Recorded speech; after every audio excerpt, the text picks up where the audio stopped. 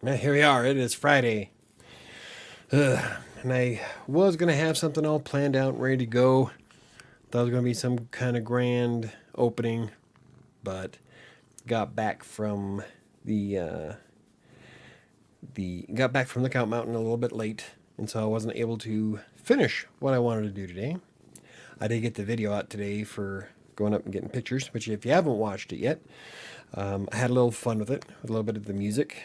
And so that is in the link in the description down below if you haven't seen it yet. It's kind of fun. It's just Sam and I going up to Lookout Mountain to get some pictures for the ebook. And then I initially was going to come back and do all the Canva tutorial on how to create an ebook for KDP. But I got done with the video at like 4. Hey, look. I wonder why YouTube sends me an email that I've gone live. Well, I guess that's okay for security purposes. Still, kind of redundant. But I was going to do a tutorial on Canva, but I got delayed. So hopefully I can get that done tomorrow and get the ebook published by the end of the weekend. Wouldn't that be cool? Hey, Diana. Hey, Michael. Is that a current photo of you in the thumbnail? If so, you've lost a lot of weight. Yes, it is. That was actually taken today. That if you watch the video that I was talking about earlier that I put out today, it's ow! Actually, it says in the car, and then there's like a series of pictures I took while I was out at Lookout Mountain today, and it was pretty fun. I had a little fun with the music to Clue. Which is amazing because, like, even YouTube, when it did its check, didn't flag it for copyright. Like, I'm not monetized anyway, so it doesn't matter. But it is kind of cool. Hey, Chris. Hey, Angela. But I was geeking out about this video idea all day, all the way up there. Like, I first got up this morning, and we were planning on going up to Lookout Mountain, and I knew exactly at that point what I wanted to do for today's video. And so I did it. So if you haven't seen it, if you want to watch it, that'd be awesome. It's pretty fun. I was just about to watch the video before the live. I have to watch it later. Yeah, it was a lot of fun. And now the music I used is stuck in my head. So I had to download it and play it over and over and over. And it's still all day. Yeah, all day. It's been stuck in my head all day. Wowzer, you look like a stud. Well, thank you. I have my moments. I love this shirt. This is one of my favorite shirts. My oldest daughter got it for me. And thought, you know what? I want to dress up for these photos. So I got dressed and headed out. You are a pain in my ass. God, I thought she'd left. And so I shut the door thinking she was out there. Nope. She was hiding under the bed.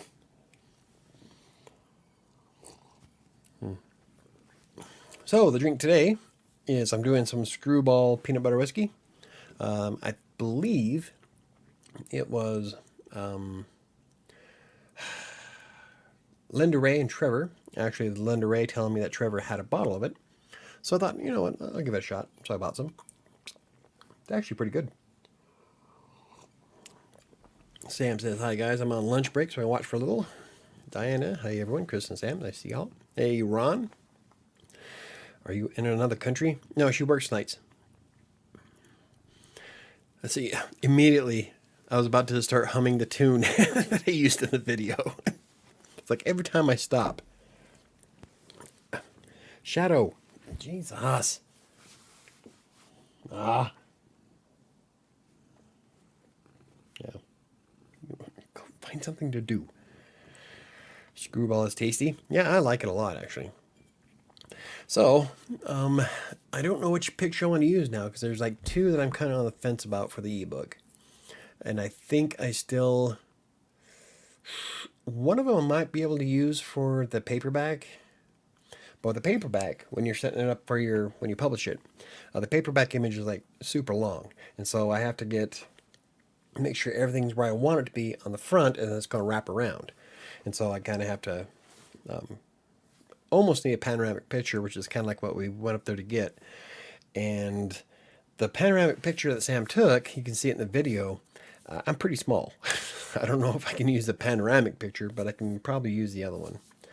And so I'm going to play around with that tomorrow in Canva and do a tutorial. Probably do the video tutorial first and then do the blog tutorial for it. Then I can add the video to the blog. Maybe I'll do that. But the idea is to have the ebook all ready to go. I want to do all the videos and everything I can before Sunday, which is going to be kind of pushing it because there is a section in the book that I want to add. And I knew this was going to happen. I'm almost done. Like I spent all night editing, and I deleted a ton of reallys and actuallys out of the book. Like a lot. And as I'm getting through it, I'm like, there's a section I gotta put in to make the rest of it make more sense. So, but it's not gonna be super long. I already know exactly what I want to write, so it's probably gonna take me maybe an hour or two, and then I'll edit it in Grammarly. And the fun part's gonna be copying or saving it as an RTF, and then importing it into Kindle Create, which I'll be doing a video on as well. So, I don't know if I want to be able to get it all done by Sunday, but I'm gonna try. That wouldn't be dinner. See, I told you it was Chris. I don't think it was Chris. Chris was telling me about. Chris is the one that told me about the other one. I'm telling you, the video that I remembered was Linda Ray telling me that Trevor got a bottle of Screwball, and so I thought, I guess I'll try it. Oh my God, you know what? And I do remember Chris saying he had some Screwball. So it wasn't just Chris. I'm old. Researching how to promote my ebook. Cool. That's going to be one of the next things I do. I'm doing a series right now of videos, and I'm doing them in order. So I'll be doing the next one's going to be editing, and then the ebook, the cover, the upload or putting it in Kindle Create, uploading it to KDP, and then after that it's going to be promotional stuff. Michael, I'm sorry if you said this already, but did you publish your ebook? No. Not yet. That's what I was talking about. Sam told you it was Chris. I see. You know what? I don't care. I'm drinking. It's peanut butter whiskey. That's all I give a shit about. Oh, see. Okay, so Chris did have it first, and then Linda reminded me a few weeks ago. That's what it was. Because I think Chris brought it up back when I first started drinking peanut butter whiskey in the first place. Because I had Old Smoky, which is really good. It's smooth, not nearly. Well, let's see. This has. Hey, look! It contains peanuts. Ooh, 70 proof. Okay, so 35%. Old Smoky, I think, is 40. So Old Smoky does have more. It tastes pretty good though. Hold on, let's see. Bird Dog has. Okay, Bird Dog is 40%. See, so Old Smoky must be a little bit lower. I like the Bird Dog too, though. That's some good stuff. I want to be a peanut butter whiskey connoisseur. I was tempted to pick up a bottle of Screwball tonight, but got Jack instead. Yeah, I've got Jack. I brought the rest of my Fireball. I've got Drambuie in the kitchen. I'm set. I'm debating on taking the Drambuie with me to Utah, but I know if I do, I'm going to drink the entire thing. I'd like... Well, I guess I can buy some more when I get back. I didn't want to go to Utah and wind up spending like twice as much on shit. And there's only like 2 liquor stores in the entire freaking city of Ogden, so... Unlike here, where I have 3 within walking distance. That's not including the other 5 down the street or go down to Dave Cove.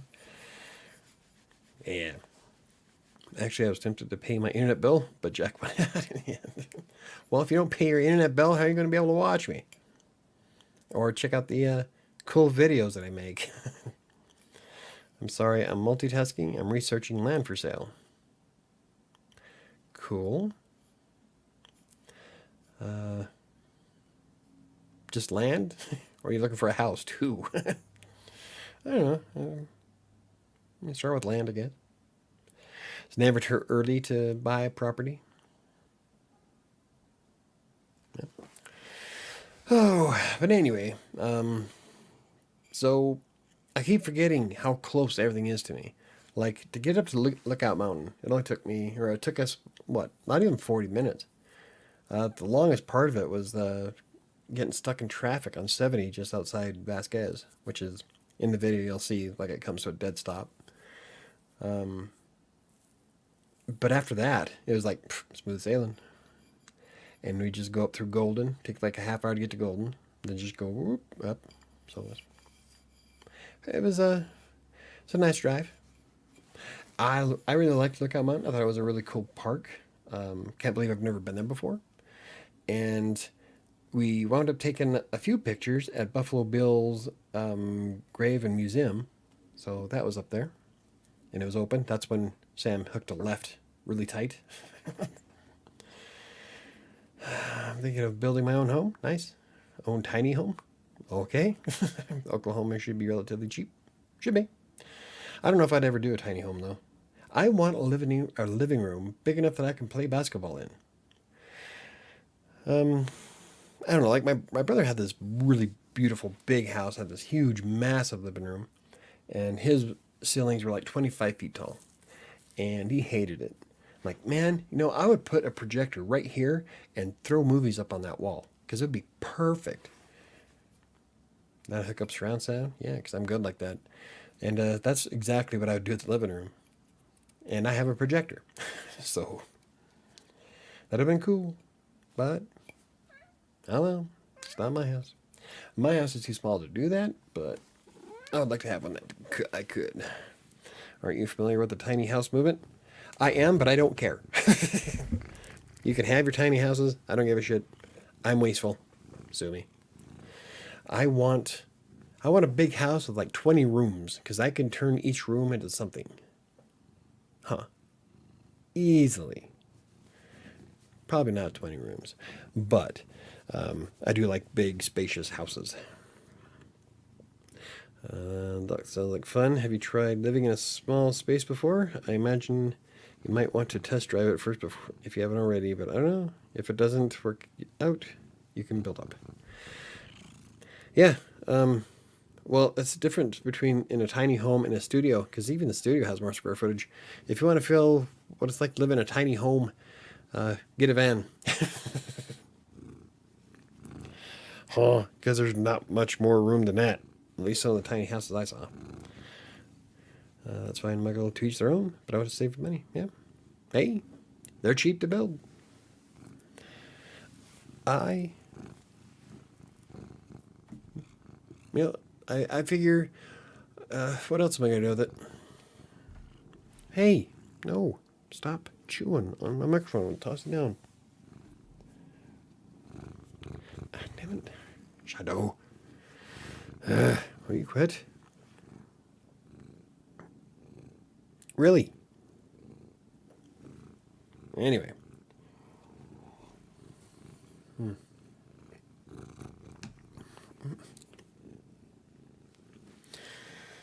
Oh, so now the hard part though is deciding which picture exactly I want to use. The one that's on the thumbnail, I'm not going to use it on the front. I might crop that down a bit and probably use it as a smaller picture on the back of the paperback. But I think I want one of the much wider ones. So I don't know. I like the one where I'm leaning on the guardrail, but there's like poles behind me. So I'm debating on getting into Photoshop and taking those poles out. And Denver is hazy as shit. Would have been cool to get a really nice picture of the city, but from that distance, with how much pollution we have, in all the oil refineries, it's hazy. So, and cars. So, oh well. I think we got a couple of nice pictures I can use. I'd love to live in a tiny home, but we need a large garage next to it to hold all our stuff. Well, see, that's the whole point of having a tiny home, is to have tiny stuff. It'd be amazing if I found something affordable. I could grow my own vegetables. Yeah, I grow my own. Well, I grow my own pumpkins. And Erbeth never made a pumpkin pie out of it this year. We didn't really push it either, though. Pumpkins grew kind of weird this year. Yeah, there's always next year. That's the key. You can't have a lot of stuff. My possessions could fit in a suitcase, but that's just me. When I first moved up here to Colorado, everything I owned fit in the back of my Daytona. Can't say that now. I've accumulated a lot of junk over the years. But, it's my junk. My computer. My shelves. My bookshelves. My Christmas tree. Oh, I'm so excited. I can't wait. A week from Sunday. As soon as we get back from Utah. I'm guessing we'll get here at about 4:35. 5:05, my tree goes up. I've been looking forward to my tree forever. I want to set it up. And my lights. Yeah. Oh. Yeah, so I didn't have a topic for today. Mostly because I was like all gung ho, was gonna make a big announcement that it's up. But I guess Amazon has to approve it first. So even then, I have no idea when it's going to actually be published. But I at least wanted to get it up, and didn't work out that way. That's right. I'll have it up soon. With any luck, it'll be up before I head out to Utah. That's on Wednesday morning. So, yeah. And then I get to spend 7 hours in the car with all my kids. Yay. At least they're teenagers now. Now I can just backhand everybody. No. Actually, it's not too bad driving with them. So, it's not too... it won't be too bad. It's not like they're 7 or 8 screaming in the back, have to turn on the video to get everybody shut up. Nah, now we just put on some music. Half of them will probably fall asleep anyway. So it's all good. I just don't want to drive through Wyoming. Of course, we're probably, from here, I'm probably have to go through Fort Collins and go through the mountain pass. Let's pop us out by Laramie. So, but man, even the drive from between Laramie and Rock Springs is like desolate.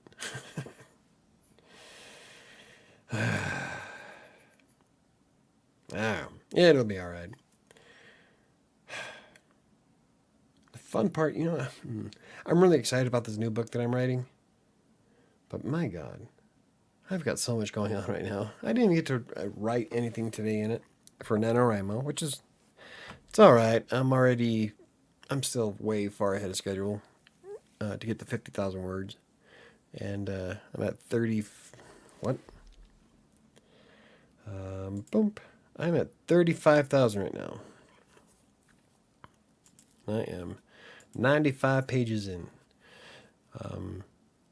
So yeah, if I can get some good chunks of time this weekend,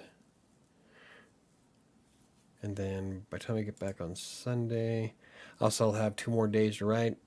Oh yeah, I got this. I got this in the bag.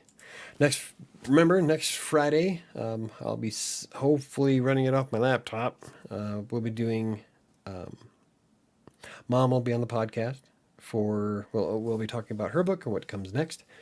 Depending on the weather, we might just stick the laptop outside and drink while we're doing the podcast. I'm taking my microphone, my ring light, and my camera, because my microphone and the camera kind of suck on the laptop. So I think this is the first time I've seen you in something other than a Hawaiian shirt. If you look closely, it does have Hawaiian print.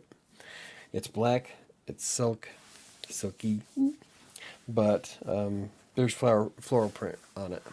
But you can only see it in bright light. And I just like it. Yes. Still a Hawaiian shirt. It's one of my favorites. I wear it for special occasions. Last time I wore it was on a date that never happened. It's still a Hawaiian shirt. Yes, it is. Oh, aside from that, I don't know. I kind of have stuff to talk about. 7:20.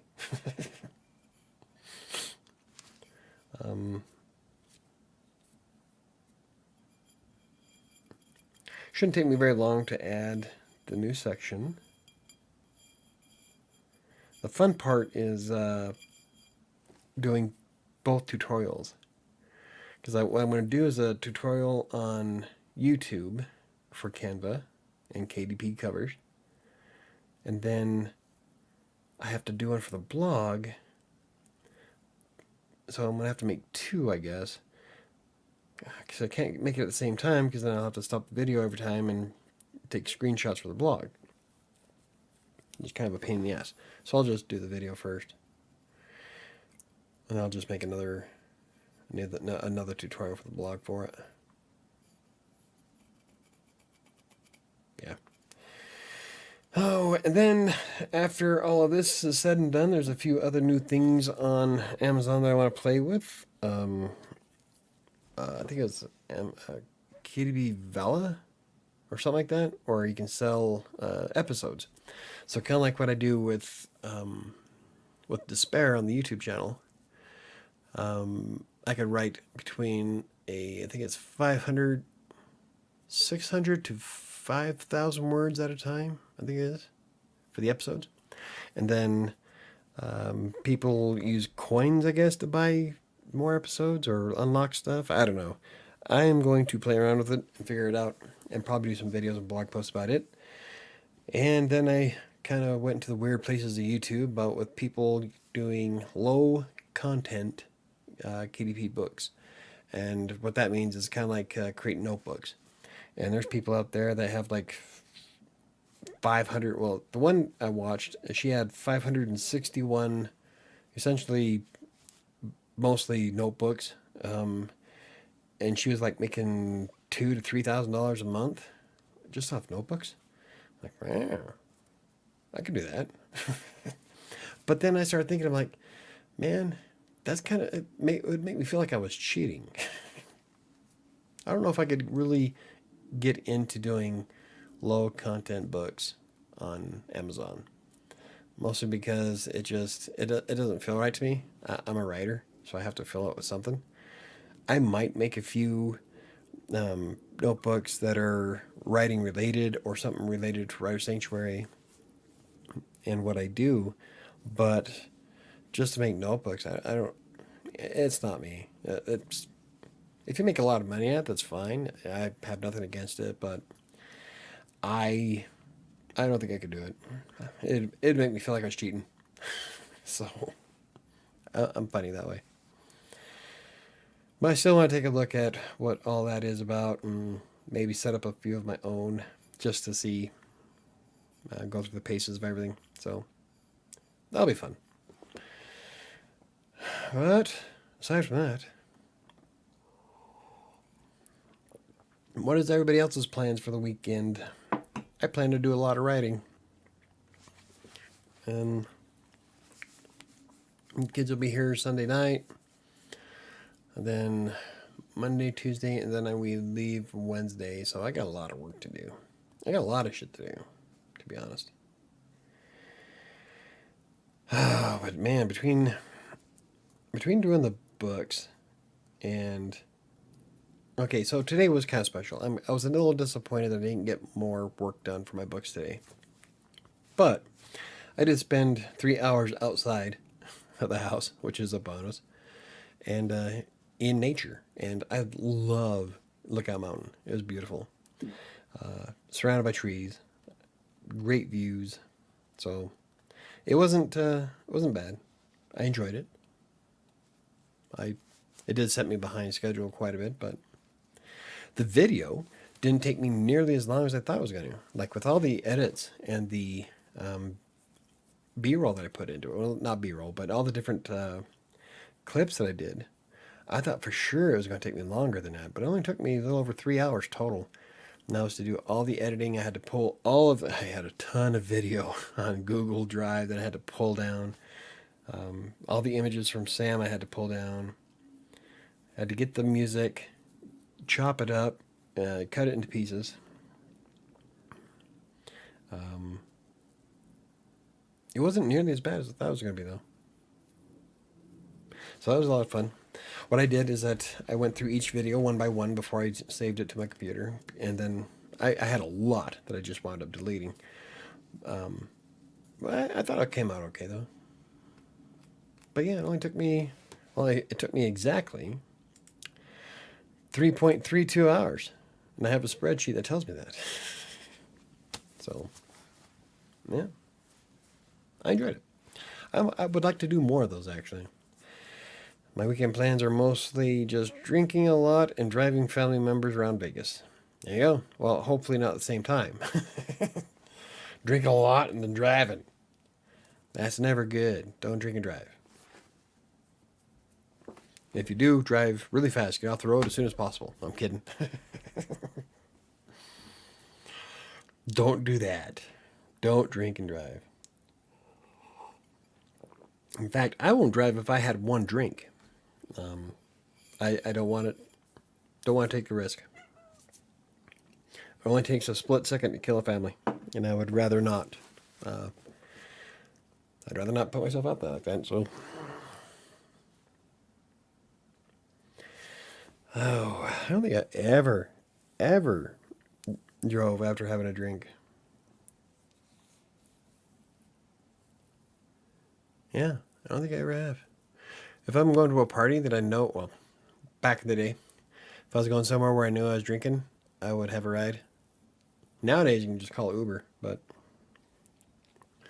well, yeah, don't do that. Don't drink and drive. Oh, I'm gonna try. I would like to get like a huge chunk of writing in, like maybe 4 hours.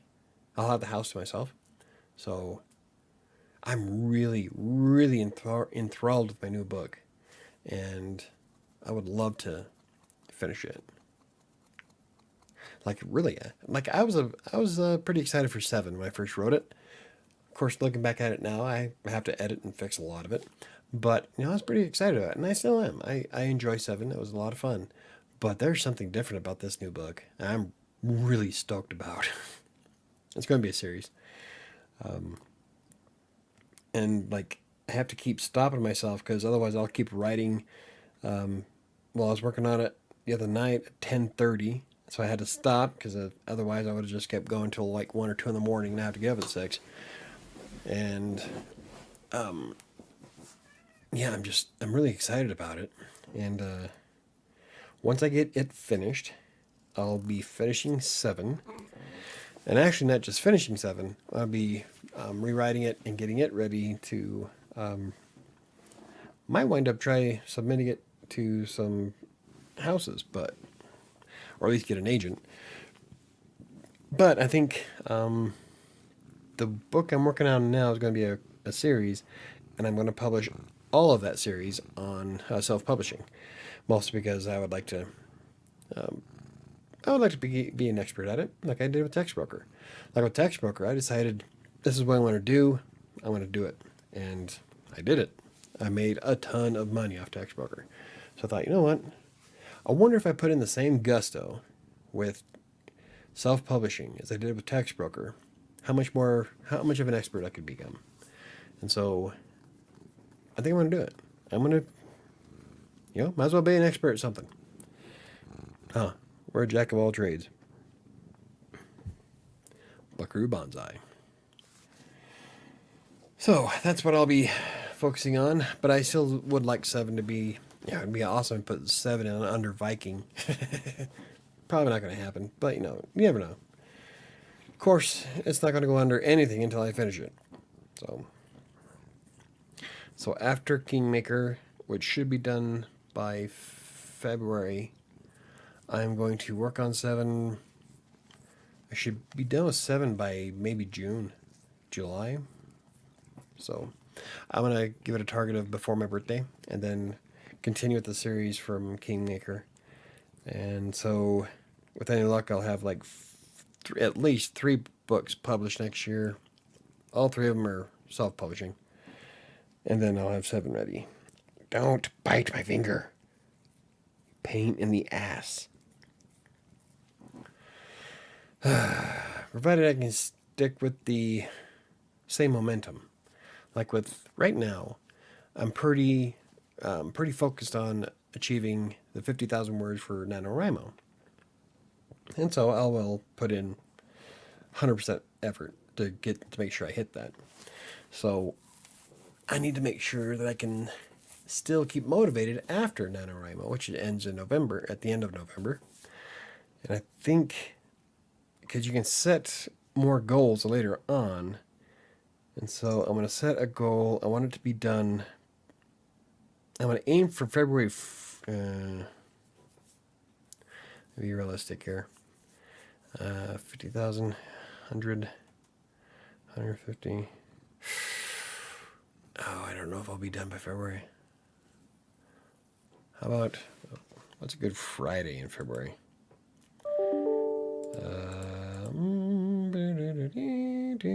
So February 18th, maybe I'll set that as a goal to be done with Kingmaker, at least writing Kingmaker. Then we'll go through the editing process. But if I keep writing like I have been, if I keep writing like I have been, I'll be done before Christmas. I've been like, I get sucked in really hard. Like there'll be times where I'll sit there for a good 20 minutes thinking of what would be a logical way to take the story. And so I'll be thinking, and then it'll like click, and then I'll just boom start hammering it out. An hour and a half, 2 hours later, I'm realizing I haven't eaten dinner yet. So that would be cool if you went all in on writing books. I don't see why not. Self-publishing is a game changer for writers. Yeah, for a lot of them. I know a lot of writers who don't have any inkling to try self-publishing. Mom being one of them. She's very anti-self-publish. But, you know, it's almost like, it's almost a cheater way to get published. Because you're only accountable to yourself, and that's part of it, is that you have to do everything yourself afterwards. So promotions and advertisements and editing and graphics and all that other stuff. You're either forking out money left and right or having to do it yourself. So did you use Kindle Create to format your ebook? If yes, how do you like it?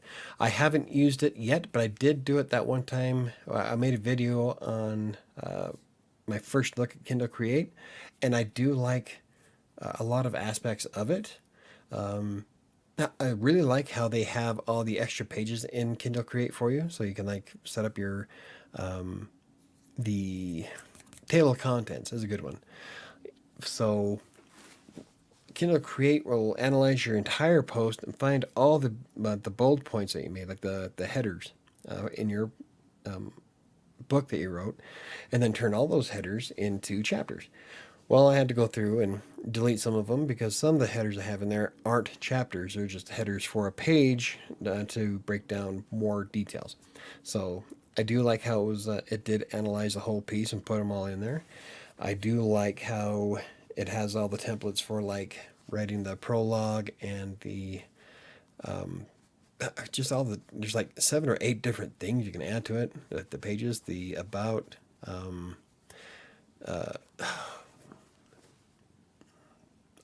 I know what I want to say. It's on the tip of my tongue, but I can't think of the word.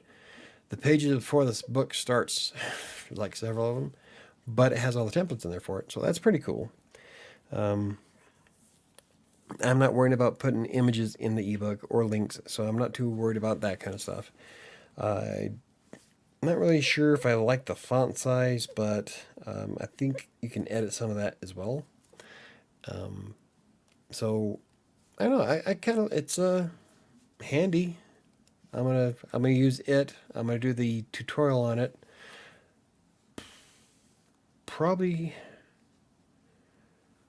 Well, if I want to publish by Sunday, then I'll probably do the tutorial on Sunday, and then schedule it to publish later because I wanted to try to get my videos published every Monday, Wednesday, Friday. And so, depends on how far I get. I would love to do that on Sunday. Kindle Create's ability to create a table of contents automatically for you is really good. Yeah, I liked it. It was pretty cool. And it's really easy to take off the ones you don't want to be chapters. It just has a little X and just click it off. That is really handy. I like that. So I'm pretty jazzed about doing this whole process. So all I gotta do now is create an ebook cover that I'm happy with, and then we can just really dive into it. And I started playing around with it. I'm really excited to do tutorials on paperback books and the hardcover books. So those I probably won't do until, well, when Kingmaker's done.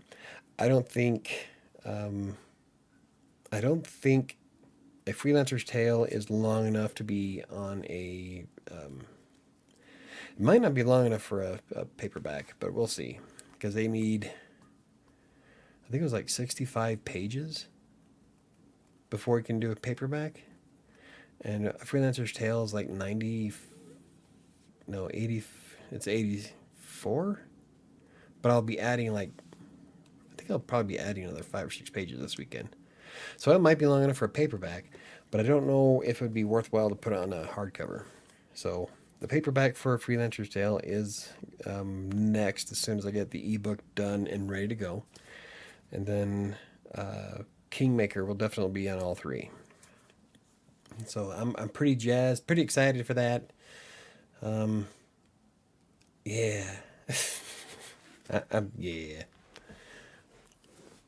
Yeah, I just want my name on a book behind. I just want to look at my bookshelf and say, "Hey, that's me." But I don't want to just push out any piece of junk. So I'm like being pretty anal with the whole thing. I don't know. Plus, and I started looking at some of the editors, and some of those guys want to charge like an arm and a leg. I'm like, I don't have $4,000. Sorry, I'll just feed it through Grammarly. 100 and something bucks a year. Now Grammarly's not perfect, but it.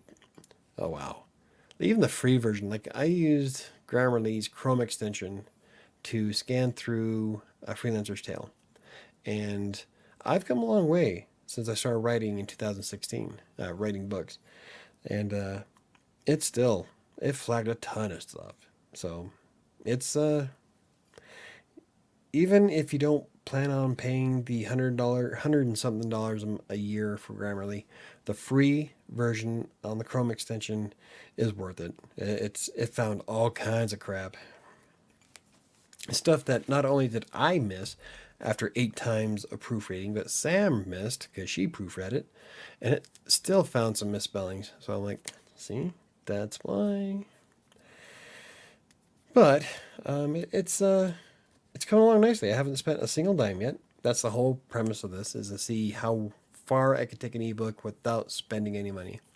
Now, I'm sure I'll be able to do the whole thing without spending a dime until it comes down to marketing. And that's where it's going to be a little bit, I've never done it before, so it's going to be a little bit squiffy.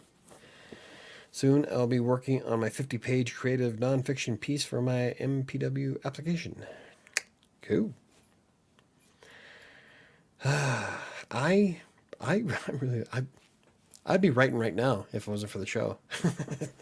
I'm telling you, I'm writing a fantasy horror, and it's sucked me in. I'm pretty excited for it. And I've wrote some. Let's see. I don't know if anybody follows me on social media, but like the other night, I wrote a really, really sad scene, and it depressed the shit out of me. But the one last night got me all kinds of going. So I formatted both of my ebooks last weekend with Kindle Create using files I made in WordPad. Nice.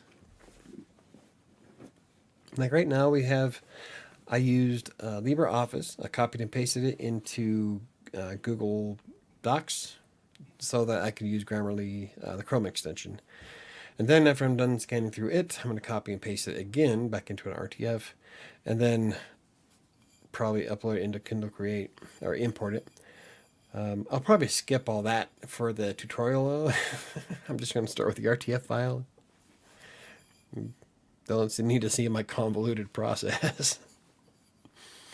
I should have just wrote the whole thing in Google Docs. I don't know why I didn't. Like, Grammarly would have cut all that stuff as I'm typing it. So, live and learn. It's been a long time since I've had a legitimate writing project. My life is normally consumed with my day job. Well, mine too, but I still find time. I block out 2 hours a day, except for today, to write Kingmaker, and then I block out an hour and a half a day to work on A Freelancer's Tale. That's only because I'm just about done. And so right now, that's why Kingmaker gets the biggest chunk. Not only is it for NaNoWriMo, and I'm trying to do the 50,000 words in a month, but I would love to have it completely, at least the first draft done before Christmas, and then we can edit and do all that fun stuff. Yeah. I'm excited. Then I uploaded my KC file to KDP. Everything is good. The table of contents, images, links, etc. Awesome. It's been a long time. Okay, I just read that. Yeah. I'm glad that the links were working. I know you said that you were having an issue with that before.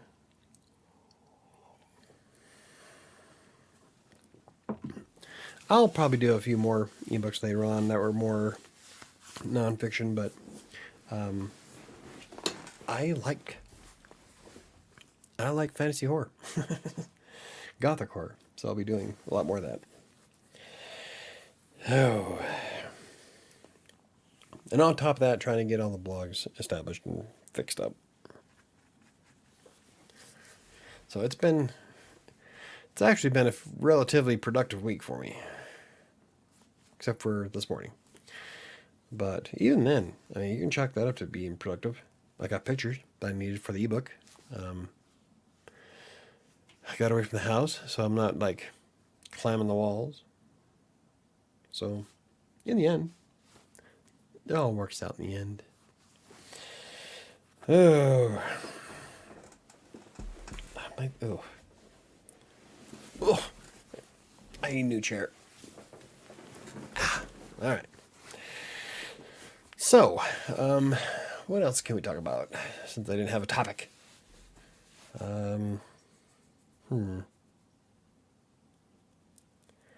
What else? Oh, yeah. So I am focusing on KDP right now, but if I remember right, I think I'm also going to try. Let me see if it still exists.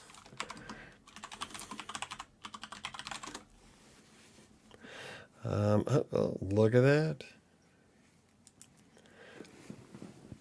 So I don't know if it's worthwhile, but Barnes & Noble also has a self-publishing platform. So I want to see if I can use... Oh, you can even do print books. Oh, look at that. Okay. So I want to see if I can still... if I can use the books I sell on KDP, if I can port them over to Barnes & Noble. I'll have to look at terms of service, make sure I'm not like breaking any laws, but I want to get my books as far as possible. I want to put them on everything. Yeah. So, but that'll probably be a series of videos for later on.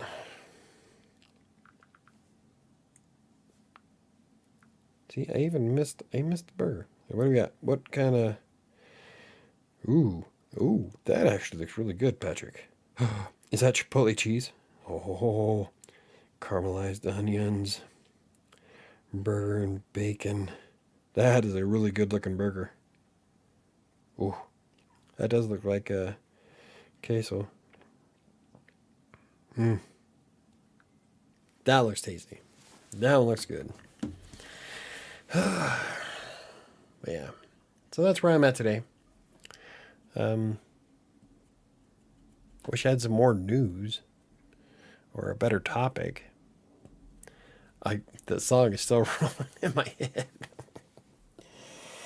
Oh, I don't know how to get it out. And also, I got another one stuck in my head, and I don't know why.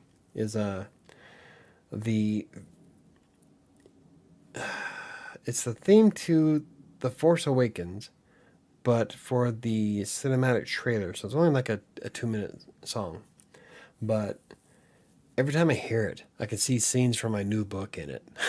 It has nothing to do with Star Wars, but I can still see scenes in it.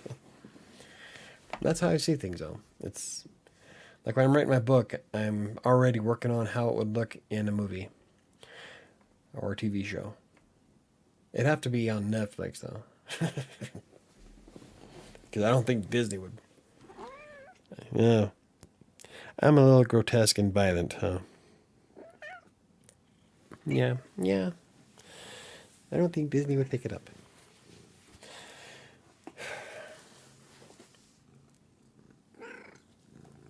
I know one's going to pick it up. But, I'm having fun, and that's all that really matters. I like the story.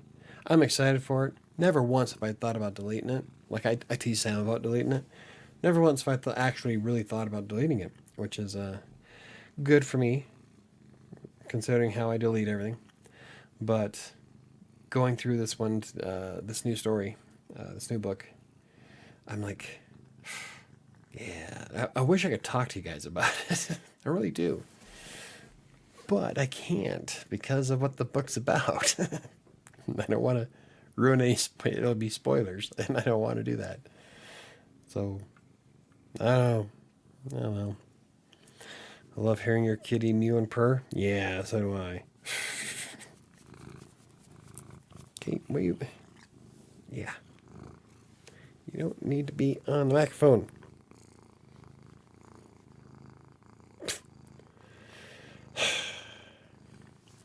Hulu would take it. They have all kinds of crap. Yeah, probably. Paramount. Here we go. Paramount or Amazon or Netflix. I don't know. It's I haven't gone really too gross in this. Pretty violent though. But it's not like massive gore. So, we like. I can't really say it's a psychological horror. Well, it kind of is. There's some fucked up shit in the book, though. That came out wrong, but they would take it. They have all kinds of crap. I don't see how would that come out wrong? Oh, that because my crap would be on Hulu. Oh, I'm realistic. Like, yeah, it'd be cool if all of a sudden I get a phone call tomorrow and Netflix is like, yeah, we want to make a series of your book. I'm like, that'd be awesome. But I'm realistic. It's not going to happen. I don't see me like making millions of dollars in self-publishing, but it's more of the experience. I like to be able to not talk out my ass. Like, I don't know much about self-publishing. That's what this whole process is about. Learning. Because I value knowledge more than anything. And so, when I get to a certain point, it'd be awesome. And I'm hoping I can have the same luck that I did with Text Broker. Like, I started with Text Broker, making one article a day. I was making like $25 a week. Then it got to the point where I was making tens of thousands of dollars off the platform. Huh. So, I don't know. I'm going to try really hard not to take 10 years to get to that point. But I think everything's starting to look up. So, Michael and Kitties, two of my favorite things. These are a few of my favorite things. Huh. Whiskers on kittens. And Hawaiian shirts on Michaels.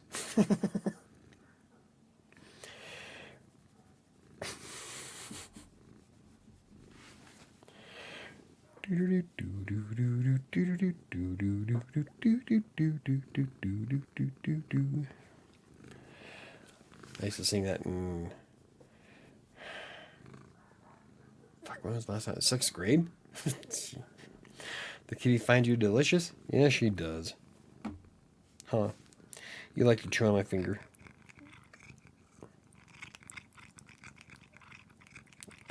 Ow. Okay, you don't need to get violent with it. She does too. She like chomps.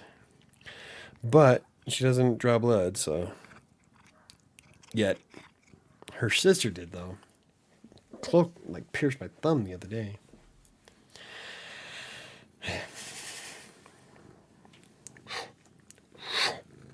You are staticky as hell. What? How dry is it? Oh, humidity's at 20%. That's way too low. You need to turn on the humidifier. Plug it in. If you really want to impress me, turn on the humidifier. Like, nah. She doesn't give a shit. Oh, anywho. Now y'all are quiet tonight. KDC's not on. That's not on. Does the cat think your finger is food? No, she just likes to chew on me. Let's see. Her Shadow will chew on me. Logan, kinda, but like doesn't even chomp. It's more of a like grazing your skin with her teeth. So it's almost like whatever. But Cloak will sit in my lap and lick my nose. Bunch of weirdos. Max just wants to be pet. I'm kind of impressed she's not over here. But that's okay, because she's a monster. And my space here isn't all that big. But Michael, I'm here. Yeah, you are. And you're chatting. I'm just saying, it's kind of a quiet night. I'm running out of cool things to talk about. Like, I'm serious. I didn't bother coming up with the topic for tonight because I figured I'd be saying, hey, my book is up. Go buy it. But that didn't work. So now I'm like, oh, shit. Oh, well. It's all good. And then just sit there and watch me drink.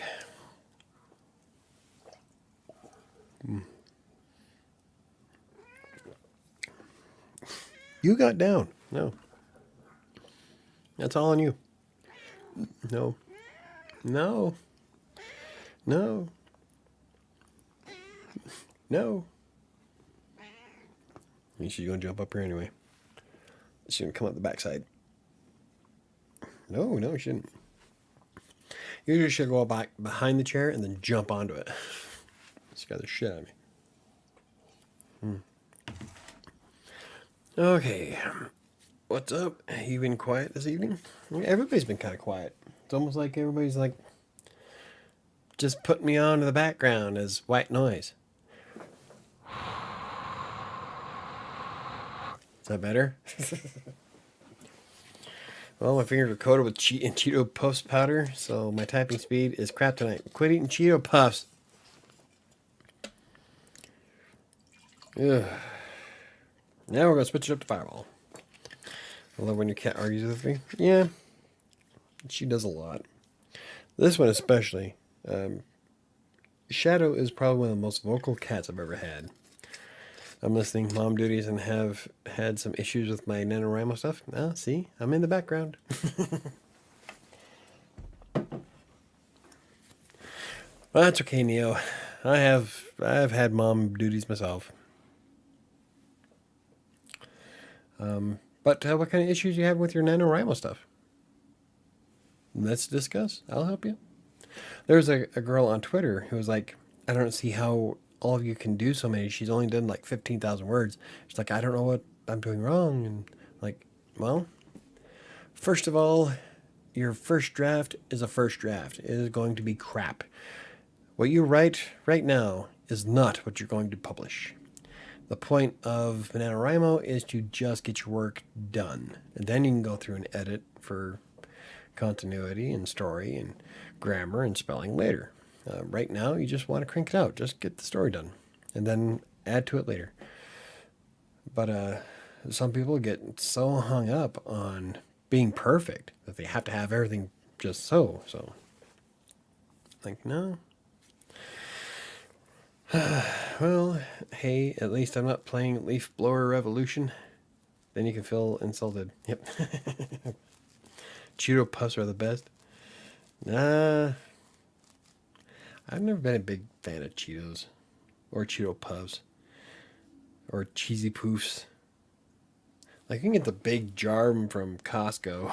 They're like this big around cheese balls. I've never been a big fan of them. Like they're not bad, but I don't know. Just never been a cheese ball fan. I'm a big like back in the day when I was a kid or in teenager years, Sun Chips. Sun Chips were the bomb. Fritos. I've always been a Frito fan. Fritos and bean dip. Oh man, I can knock out a canister of bean dip with Fritos. I feel like shit later on, but man, good stuff. Queso cheese on just about anything. Let's see what else. I hit a slump. The good news is I didn't erase the stuff that I think is bad. Well, there you go. Yeah, don't erase anything yet. Just keep going with the story until you're done, and then you can go back and fix things. The whole point is to finish the story. Like I can already tell you that right now I love where Kingmaker is going, but I do need to make a lot of adjustments in the first and second chapter, and I'm probably gonna go tomorrow. I'm gonna go back and add more detail to part of the story so that what's going on right now makes more sense. So, but that's that's what it's all about. Good but messy. Yeah. Yeah. Especially when you're trying to type on a keyboard. And then, oh, you got a laptop too. So you can get all kinds of cheese crunchies in your keys. I haven't been on Steam in a while though. The games I really want to play are still waiting to release.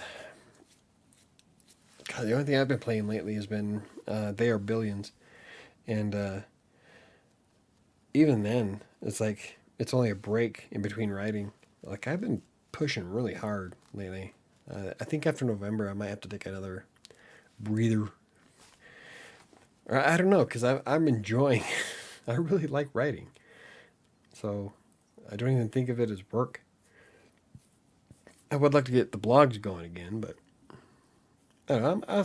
I should still be able to get all balanced. Lay's BBQ chips and Doritos and bean dip. I don't know about Doritos and bean dip. Fritos, yeah, but I don't know about Doritos. But the Lay's barbecue chips, yeah, that's they're not good for you, but I like them. Like Silk Song, for example. I can't wait for that one. Haven't seen that one on Steam, so. But I haven't looked at Steam that often either. I got a ton of games I got to play, but like right now, They Are Billions. I can pause and take time to make strategies, and so it could be a slow burn, which is fine. I like slow burn games, but even then, I don't get to play it as often as I'd like, mostly because by then I'm thinking, okay, well, I have to edit the ebook. I would like to get another couple hundred more words down for Kingmaker before I call it a night. I got to update this blog post. I got to update this blog post. I got to write this blog post. I've got a lot of shit to do. And then I wasn't able to get back into doing Despair this week. And next week is Thanksgiving. So the week after that, I'm going to start putting more into Despair. And there's a reason, and you'll find out in February. Okay, guys, got to go to work. A flight now. Talk to you later. Talk to you all later. Have a great night, everyone. Good night, Sam. Have fun at work.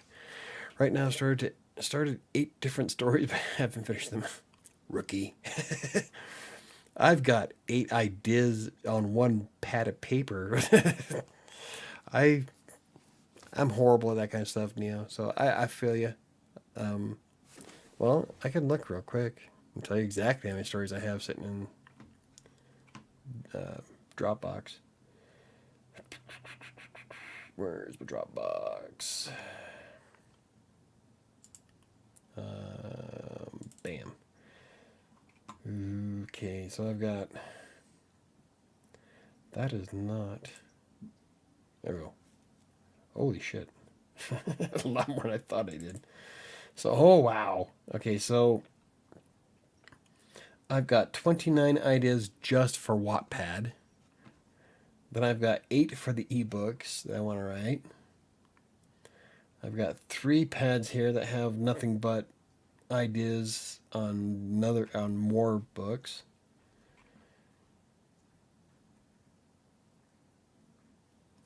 Holy shit. Some of these date back to like 2016. Oh, okay, the Fallout one. I might do the Fallout one on Wattpad because that one was a really good one. That came up with a vampire story in 2017. Dreams. Badass moments for books. So I have a sheet that has like every time I come up with a good one-liner, I'll put it in the badass moments for books so I can use it as one of my books later on.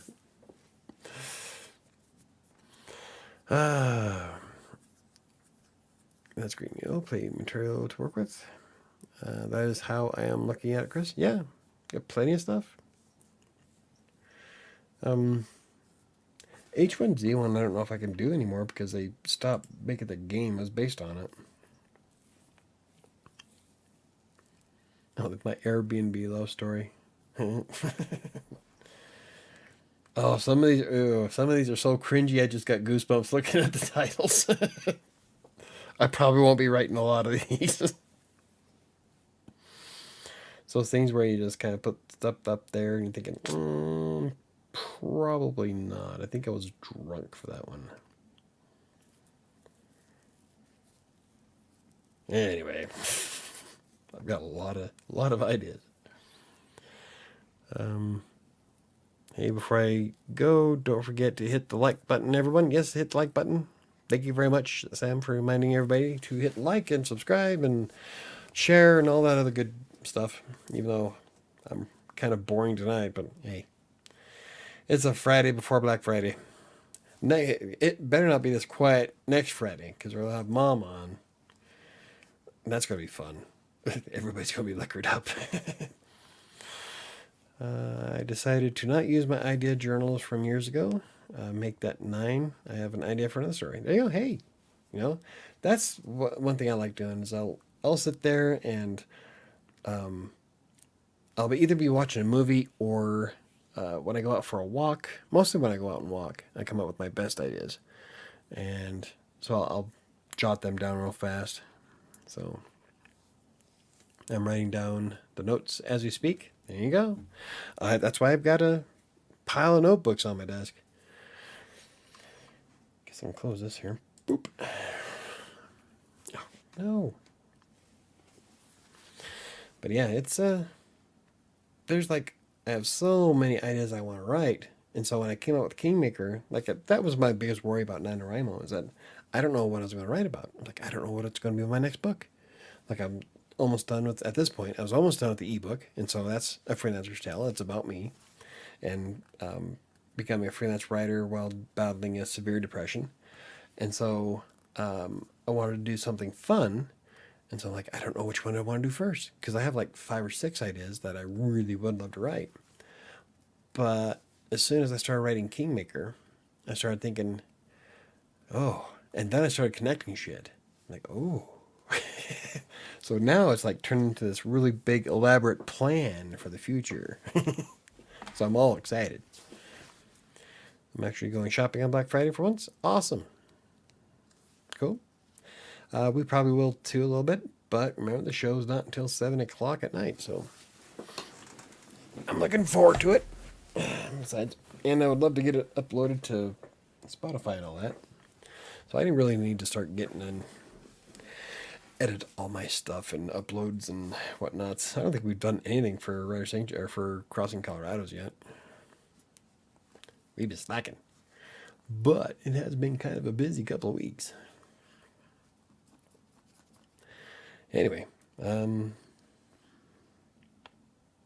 I'm trying to think of have 0 story ideas. Do I win? Well, there you go. Yes. Win. What do you want to win? You win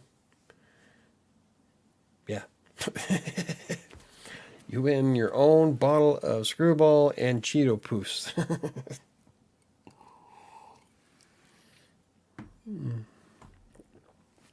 I'm pretty jazzed. I keep saying that, but I am. I'm excited. Haven't been excited about writing like this for ever, really. I was excited when I first started writing 7, but this one is something different. I don't know. I can't put my finger on what it is, but there's something much different about Kingmaker as opposed to 7. And I don't know. I might feel the same way about 7 when I start rewriting it, or maybe it just has to do with that's the project that I'm working on right now. And I don't know. It's weird. I wish I could be more help for some of these writers that are on Twitter, because like there's people out there that really they get excited if they write one sentence in a day. I'm like, man, I love to write. If I could just do nothing but write all day, if I could write my novels all day, and that's it. That's what I would do. I don't know, 'cause I like my blogs too. But I'd probably dedicate a bigger chunk of time to the novels if I could. I love telling stories, and once I start rolling, it's nonstop. Now there'll be times where I have to pause and I have to think about, okay, how's this going to work, and yada yada yada. But it's never longer than maybe 20 minutes, and or I would go out and walk around outside, and I'll plan out the next few pages that I want to write, and how the story's going to flow during that. But as for not being able to finish, no, I've never had that problem, except for when I was writing Pride. But even then, I wrote Pride 3 times, and I want to rewrite it again. But even then, I didn't get writer's block with it. I just didn't like how it started. I didn't like how it flowed. And so you can't really call that writer's block then, because I did write. It was just crap. So, I don't know. I just don't see how people get so why what's the word I'm looking for? I wish I could understand. I wish I could help, but for me, it just comes out. Not very motivational, am I? I've decided to do a combo of short stories and journal entries. That way there is no pressure for format. There you go. That's what I'm writing. Kingmaker is written in first and third person. And I do like the idea of writing them as a journal entry. Like in the first story in Night Shift is Jerusalem's Lot. And Stephen King wrote that as letters back and forth between a few people. That's the entire story is these letters going back and forth. And so that's a really cool idea that I'm probably going to rip off at some point. It was like 30 years. Give me a break. 40 years. God, that book's old. But there's all kinds of different styles. I like doing the first and third person at the same time. And if you read Kingmaker, you'll find out in the end why I did it that way. It's pretty cool. Michael, what are you lamenting? What do you want to help people with? Oh, mostly it's the I wish I could give people advice on how to Okay, so here's a good point. Like my son will ask me all the time how I'm able just to keep writing, because he's stuck on a spot. He doesn't like how his story's going. He's rewriting a bunch of different stuff, and he doesn't know how to just keep himself going. Like, I just go. I don't know. I don't know what to tell you. When I sit down and start writing Kingmaker, I'll give myself a 2-hour block of time, and I That'll be everything I do. And so I'll read the last 2 paragraphs that I wrote, and then I just start. The characters tell me the story. I'm just the narrator. So I wish I wish I had better advice to give, really. Because, like, I've always been able to just whip shit out without really thinking about it. Since I was very, very young, I just. So, the hardest thing I come across is when I start a new story, is how do I want to write this one? Because I like to change shit up. I don't like to write the same way twice. And so this one's written in first and third. Oh,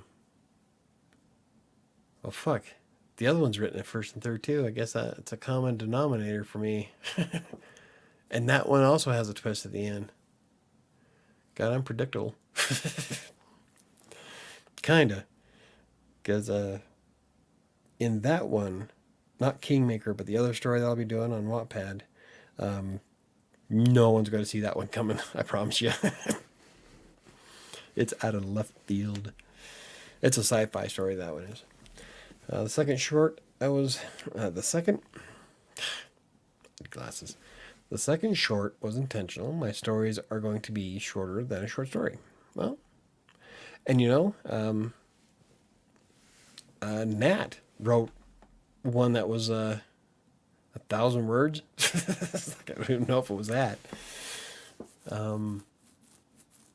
The vocal media contest I'm entering is a 4,000 word story.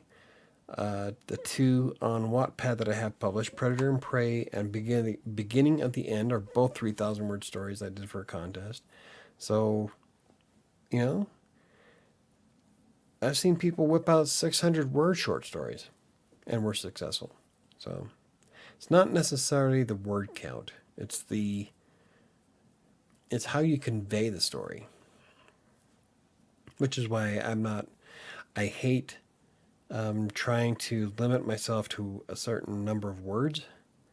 It's good to set a goal, but I usually write until the story's done. It doesn't matter how long it is. And so when I see all these people say that, yeah, I did 150,000 words book, or I'm aiming for 90,000 words or stuff like that, I'm like, I don't know. I write until the characters tell me it's done. That's exactly the best way I could put it. I try to plot my story sometimes, but it rarely ever goes anywhere close to where I wanted it to go because the characters have a mind of their own. And they took me for a ride somewhere else. Kingmaker is a good idea, is a good example of that. When I started Kingmaker, I had a set kind of an idea of where I wanted to go with it. But about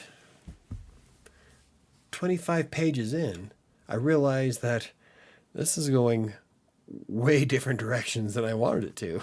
But it went directions that I didn't think of at the time and are, I think, way better.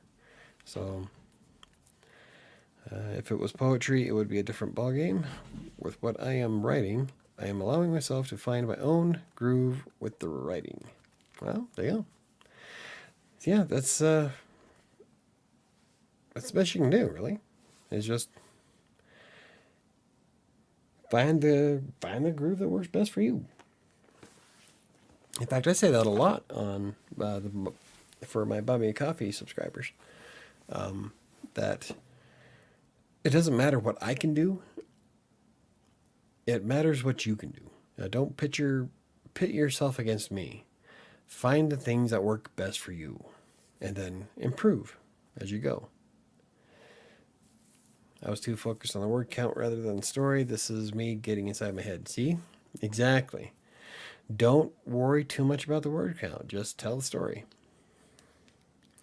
Like, one night I did like 3,000 something words on, no, it's almost 3,000 words on NaNoWriMo.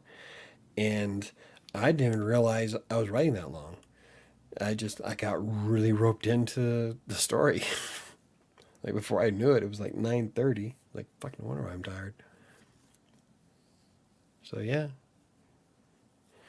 I don't try to focus too much on word count. I try to set a word count for goal purposes. On michaelbrockbank.com, I will set page goals. Like I want a 250 page book, but I know I'm going to wind up changing that later on as the story goes because it could either be shorter or longer depending on when it's done. And so for goal purposes, I guess they're okay, but I don't know. I enjoy following the story to fruition or to completion. And my story is going to end really badly. I'm so excited for the ending. I'm a dick. But anyway, so yeah. There you have it. Oh. Mm.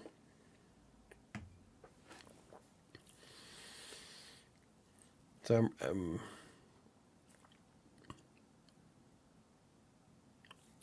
I was going somewhere and I lost it. Poof. Yeah. I don't know. I think Sam's right. I have a hard time staying, or I don't know where I was going. I've had 2 drinks. I'm such a lightweight. I've only had 3 ounces of the fireball, or of the screwball. And I had 2 sips of a fireball so far. Now I'm already getting cruisy. Whatever word that was. Ooh, that smells good.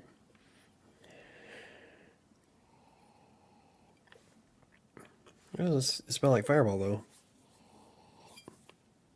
Does that mean it smells good? Might be. I smell good. Better than stinking, I guess. Oh, so anyway, what else can we talk about? I'm looking forward to it. So the next, I've got the series going on. Oh, hey, here's something. Like Scully left a message on one of my videos that he would still like to do something together, which is cool. If you don't know who Scully is, he's Scully House of Horrors. He reads, he does the ASMR book readings on Sunday nights. And last Sunday he did Misery, which is awesome. I caught his show when he did Pulp Fiction, and he was reading my favorite part of Pulp Fiction, so that was pretty cool. But anyway, so I don't know what that's going to entail yet. I still have to work out the details with him. So, but I think that would be a lot of fun. Scully is an awesome guy. If you're into ASMR, you might want to check out his channel. It's he does a really good job at reading the books. So, pretty excited for that. And he left a comment on, because I was starting the self-publishing series, which I've done part 1, which is writing the damn book. And then I'll be doing part 2. I'm hoping tomorrow is going to be editing the book. I'm going to try to keep up with my blog posts I've been doing. And so I'll be doing a whole series on that. And what I'm going to do, the plan is I want to do one for each platform. So this time around it's going to be for KDP. Next time it's going to be for Barnes and Noble.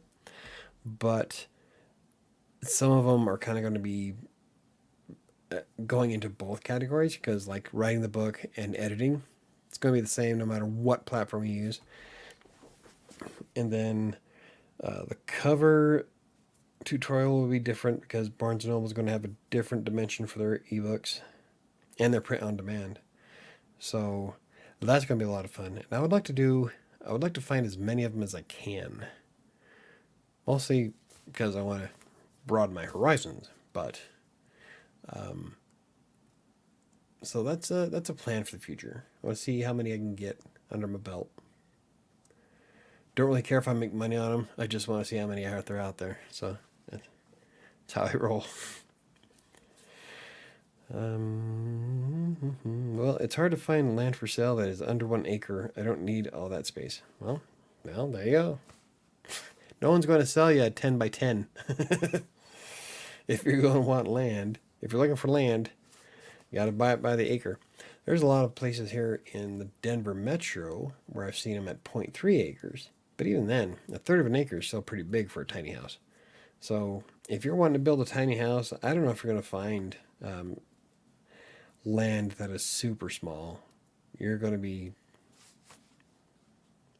you might in town or closer to town, maybe the outskirts, depending on how they have the property partitioned.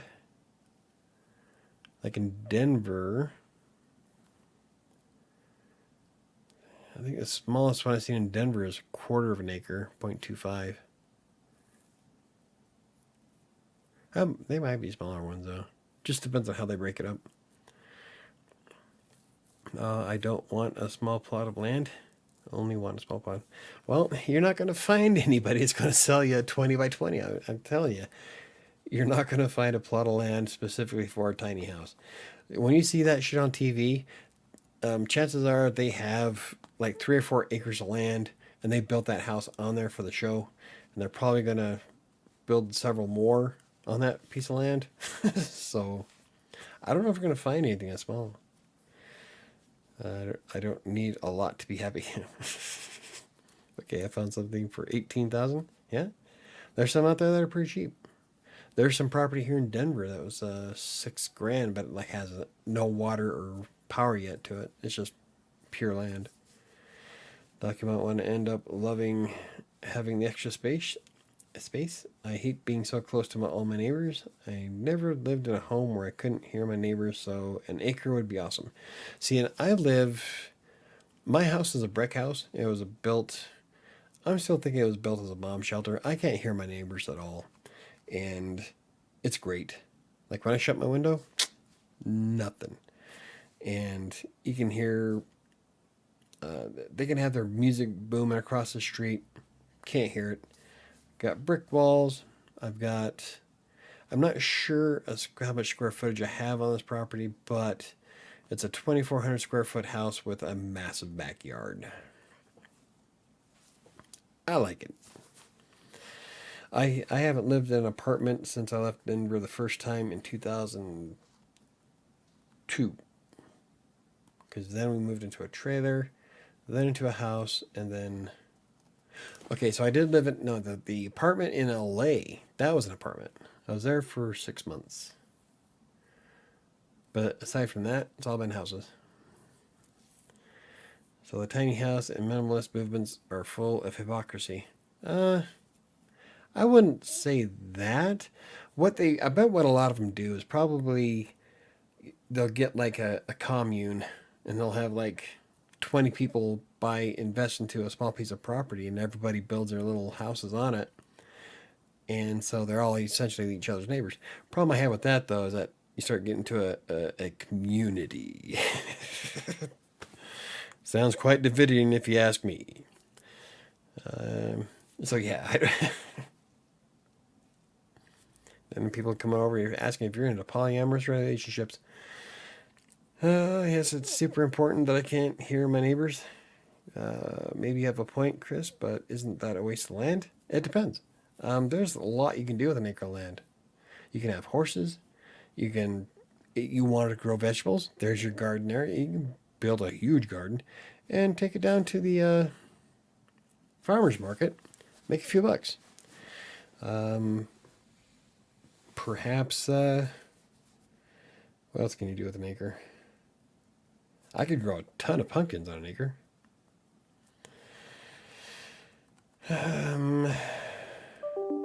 But yeah, I'm on Chris's side. Like, you put your house in the middle of that acre, no, you're not going to hear anybody. That'd almost be worth it. But then, if someone breaks into your house and tries to kill you, no one's going to hear you scream either, so there is a downside. So it's a cult, maybe. Some of them look like it, Patrick. Some of the ones I watched, I'm like, that is kind of the way they talk about it is a little eerie. Like, no, I think it's cool that you want to live in a closet, but like I said, if I could play basketball in my living room, I'd be a happy guy. I do love the idea of having a community. I do get lonely. Oh, see? A community.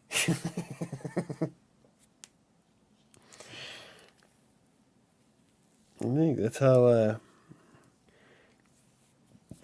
Jim Jones started, wasn't it? It could be worse though. It could be Mormons. Or I could get abducted by aliens that have no witnesses. Yeah, see? Just kind of, they'd come over and your whole house would be gone. It's weird. Like, hey, we can fit your house in our closet. I don't know, I think some of the designs for the tiny houses are kind of neat. I couldn't live in one. A, I'm semi-claustrophobic, and B, like I said, I've got to have wide open spaces. I love it. Doc, we are looking for 4 acres. That would be just enough space. Oh, I hate neighbors. Well, I don't get why it is weird. Jesus. I don't get why it has to be weird or cultish. To live in a commune of tiny houses? Maybe, I don't know, maybe it's not weird.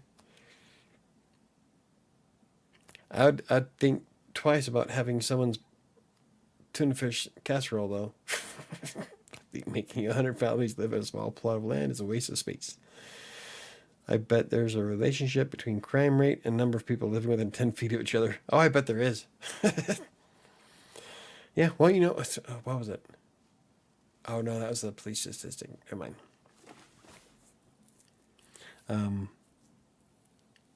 I bet there is. I think it sounds familiar. I think they've done one. A correlation between crime rate per capita for people per square foot.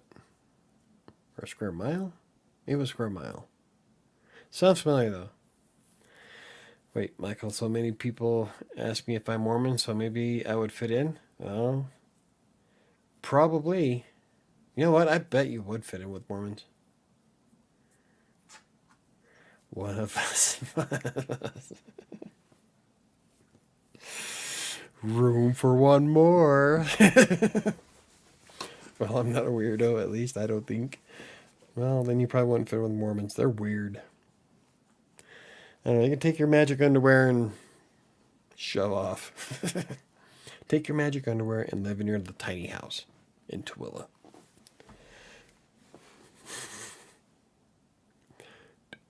There's like 2 people in this chat that would get that joke.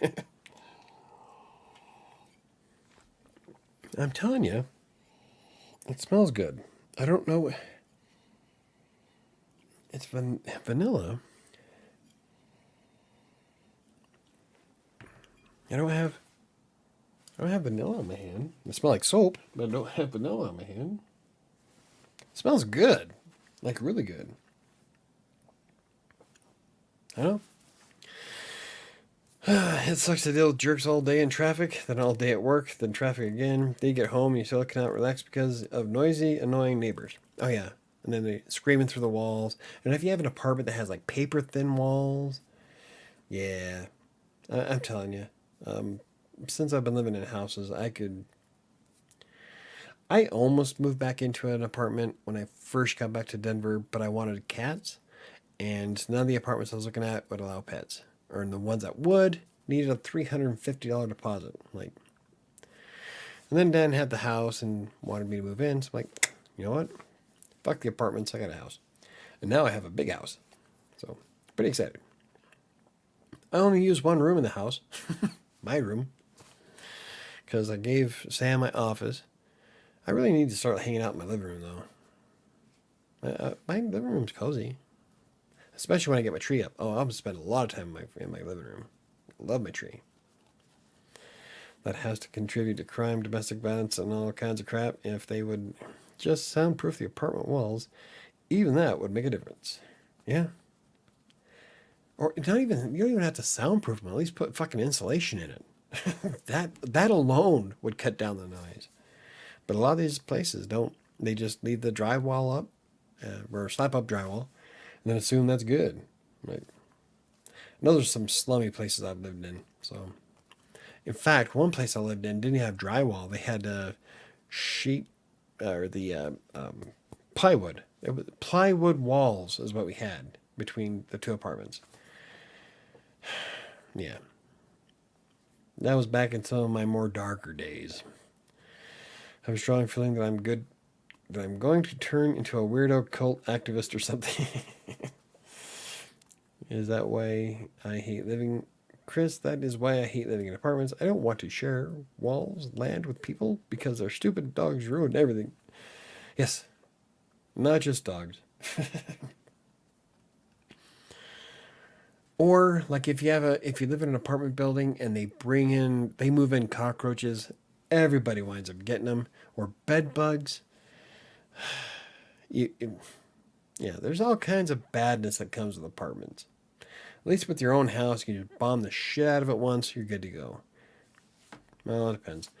I've seen cockroach problems where they would bomb the house and they would leave to the neighbors, but since the neighbors didn't give a shit, they would just come back later. So you get 6 months of a reprieve before they come invade your house again.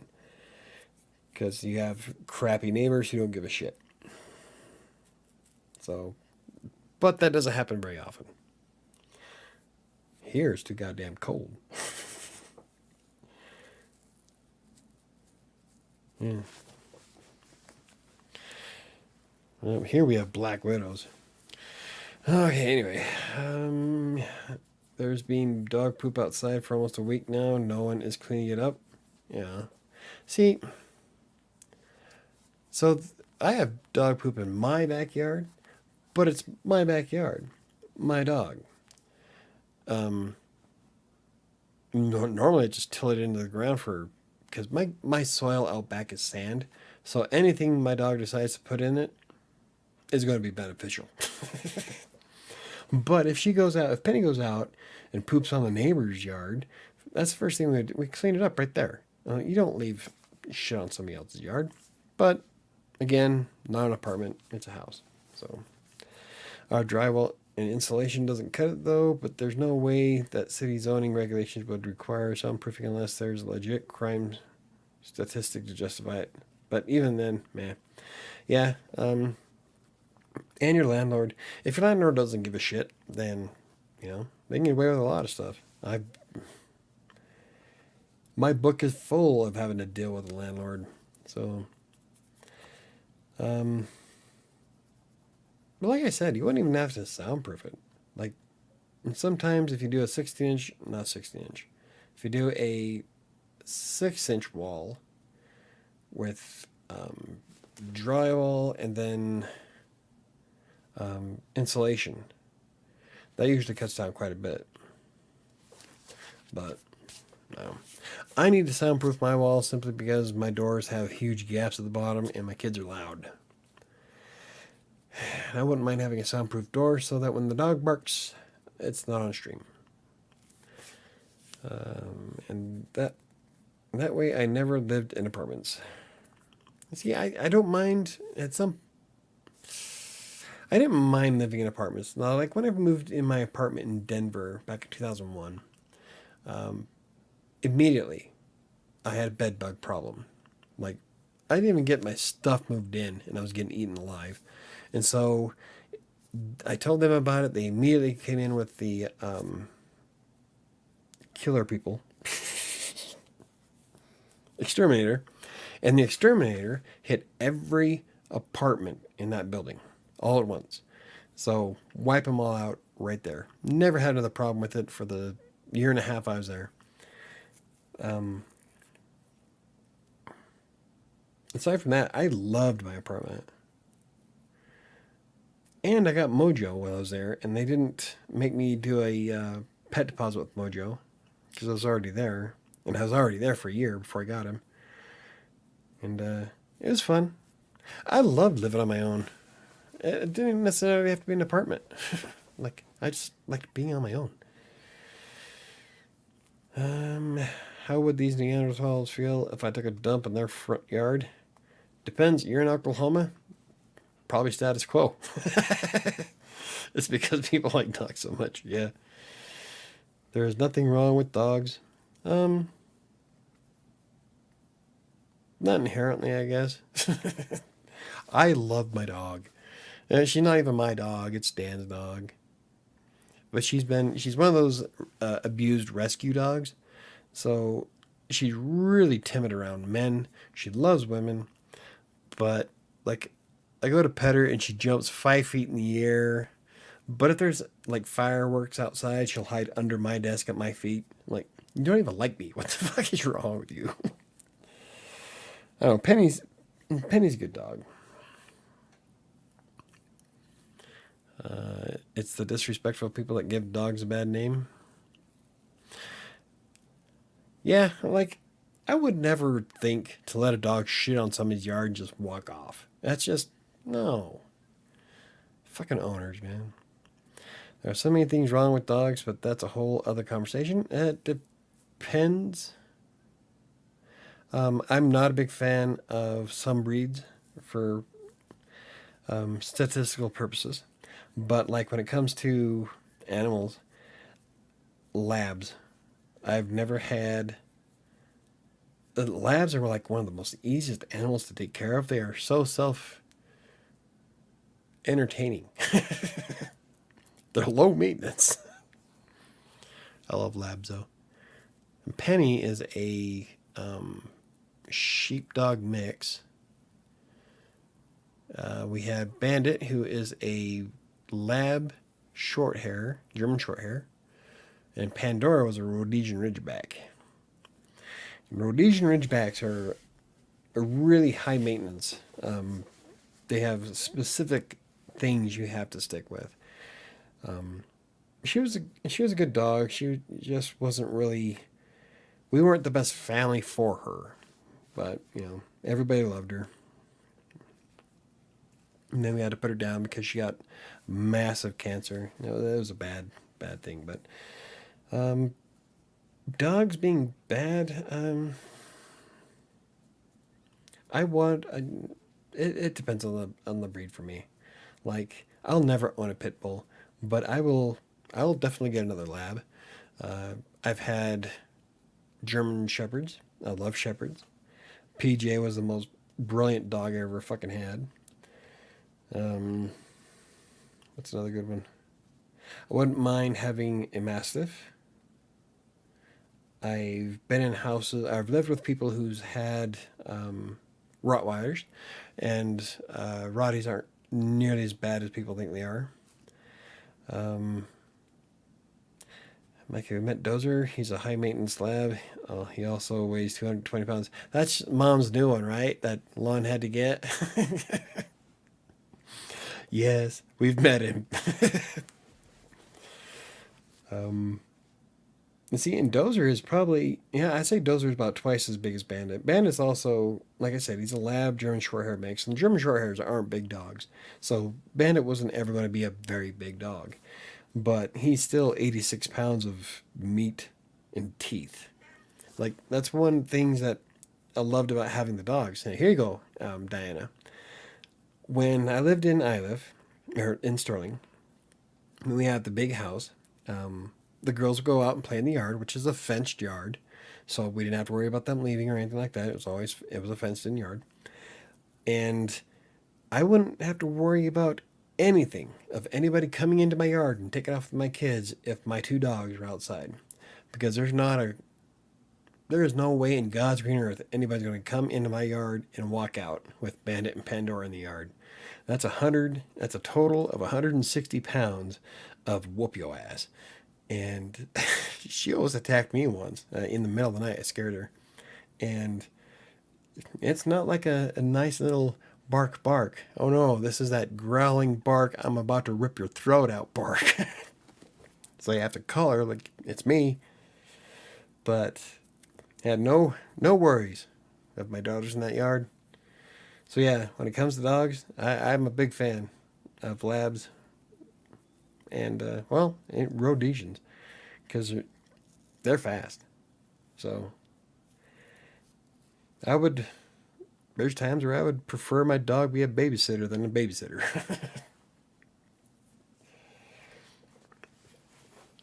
So yeah, I do like dogs. I'm definitely more of a cat person some days, but yeah, you get yourself a good dog, and they're loyal to the end. So, and Bandit is pushing 17. Oh my God, I I'm saying he died 5 years ago, and he just forgot to drop. 17 for a lab is old. Their average lifespan is only 12 years. So he's like, he died 5 years ago, and he just forgot. He is going deaf, blind, and he's having a hard time walking upstairs. But he's still that puppy, flopping her ears round, the tongue hanging out, happy freaking lab. The labs are probably my favorite out of all of them. If Dobies weren't so damn expensive, they would be my next pup. Dobermans aren't too bad. Barb and Kelly had a Doberman, and she was a lot of fun. No, they had Rottweilers. Never mind. That was Roddy's. Barb and Kelly had Rottweilers, and Rottweilers are awesome. Briscoe and Brittany were the two most lovable fucking dogs, but you would never want to break into that house. They will kill you dead. I'll say it: dogs drool and cat drool. Cats will drool in your shoe just because they can. Cats are dicks. Cats are apex predators. What they do, they're so mean. Cats will fuck with their prey, especially a well-fed cat. You keep your cats fed, and they'll kill for the sheer pleasure of killing. But if you don't, like it with barn cats, that's why a lot of farmers will feed their barn cats, because a barn cat, they want to keep the mice population down, so a barn cat will go out there and slaughter mice. But if they don't feed the barn cat, that cat is going to make sure that the mice can keep repopulating because that's its food source. But if you keep feeding that cat every day, he's now going to kill just for the fuck of it. That's why I like cats. Huh. And yes, and they say dogs are more loyal and they love you to death, and that's true. Dogs I've had, Bandit was awesome. Pandora, PJ was one of the most amazing dogs, but I've got two cats or three cats who will not leave me alone. So you can't say that cats aren't nearly as lovable as dogs. Bullshit. Well, you see Shadow in my lap every time I talk to the camera. I don't even have to talk to the camera. When I get up in the morning, all I have to do is like grab something to drink. I walk into the kitchen, she's up my ass, meowing at me. Like, love me. She is demanding. Especially my cat. I should have named him Garfield. Not a fan of cats. What a cat do, sleep all day. No, outside cat are good. No, actually. My cats, oh, I guess they do sleep. They do sleep a big chunk of the day, but that's because they're a cat. Cats, I think, sleep like 16 hours a day. But when they're awake, I don't have a spider problem. I haven't seen a mouse in my house in years. That's why I have cats. Oh, you guys kill everything. But I love my cats. They're a pain in the ass most days, but so are dogs. So I'm definitely more of a cat person, but I do love dogs. I hate dogs. Well, not everybody's a dog person. I I like all animals really. I don't think there's a single animal I won't have. I've had snakes. I've had lizards. Um, I've cared for ferrets. Ferrets are fun, especially if you have cats. um, Angela's a bit on the... Relax, everybody.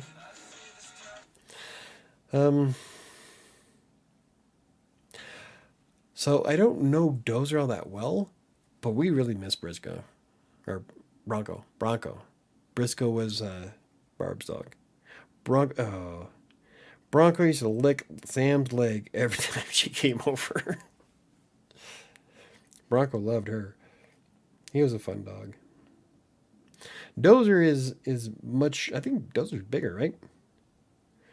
But he's like we were there in at the end of July, and he wasn't. Well, say he wasn't all that well trained. But he was a puppy. He was wired, so can't blame him for that. And shit, Bandit's 17. He acts like a puppy. See, I'm smelling. I don't. It smells good.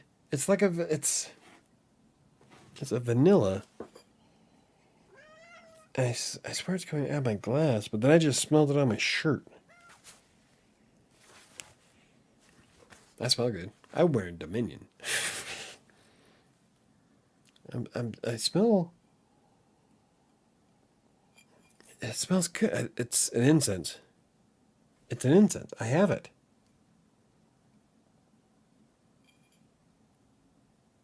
Oh, I can't place it. God, I keep getting whiffs of it. It's going to drive me nuts now. Yeah, Dozer's twice the size of Bronco. That's what I thought. He's a big fucking dog. Except he thinks he's a 120-pound lap dog. We are on things we hate now. I have a list. No, I don't know if we need to be hateful. Is it just me? Has it kind of been a blah night? I guess we can list things we hate if it's all in good humor. As long as we keep it decent, we don't want to like, let's be good and nice people here. I'm going to need some popcorn for this. Hopefully we can find something we agree on. Okay, so I'm going to go first. What do I hate? You know what I hate?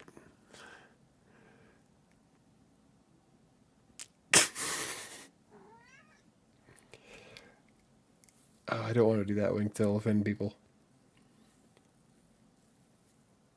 You know what I love? Halloween. There's nothing like the look on a little kid's face when he bites into a caramel-covered onion.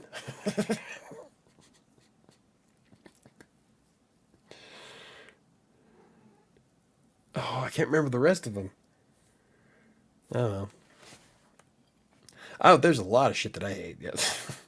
There's a lot of hate in my heart. Let's talk about Comcast and Apple, who people stand there on escalators. Xfinity. I hate apples. I love eating apples. I don't like apple. But I do think it's kind of cool that they finally pulled their head out of their ass and now they're allowing people to fix their shit. That was one of the biggest things, like when I opened the computer center back in 2011, we used to get customers all the time, like what they're trying to bring their apples to us. Like, unfortunately, we're not an Apple distributor, which you have to go through, fucking jump through hoops and shit to get back then. And so, like, you know what? We're not even going to fuck with it. Like, there's 3 people in this entire city that use apples. I'm not going to worry about it. And so now they're saying, okay, let's let people fix their shit. But what it is that they're getting ahead of the legislation. So that is a good move-ish. It's something they should have done years ago. But, Apple was proud of their shit. So fuck Apple. Fuck Xfinity and escalators. Fuck Xfinity on an escalator. While holding on to an apple. I know this isn't supposed to be a sanctuary. It's supposed to be a sanctuary. It's easy to be opinionated on here. It is. And, and that's fine. Just as long as, we don't take it too far. And you know how far things go. So.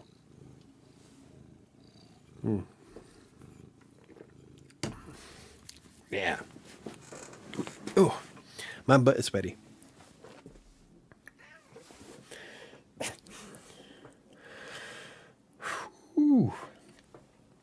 Okay, so it is 8:50.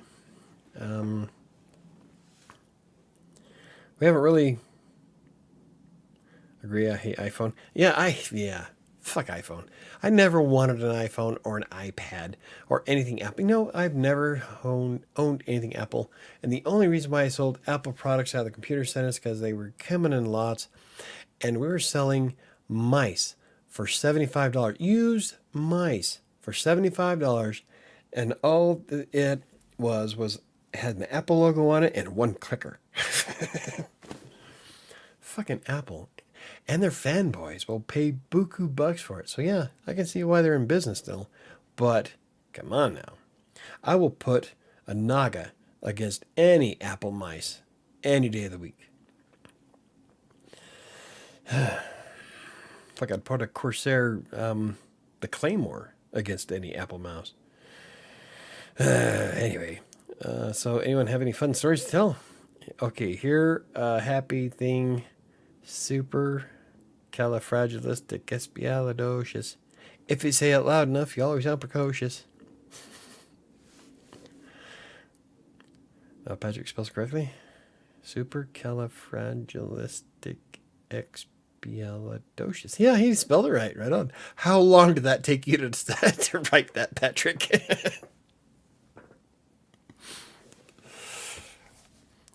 Spell check. Yep. Nice. I saw that coming. I was going to say, I was about to be impressed. It's like, holy shit.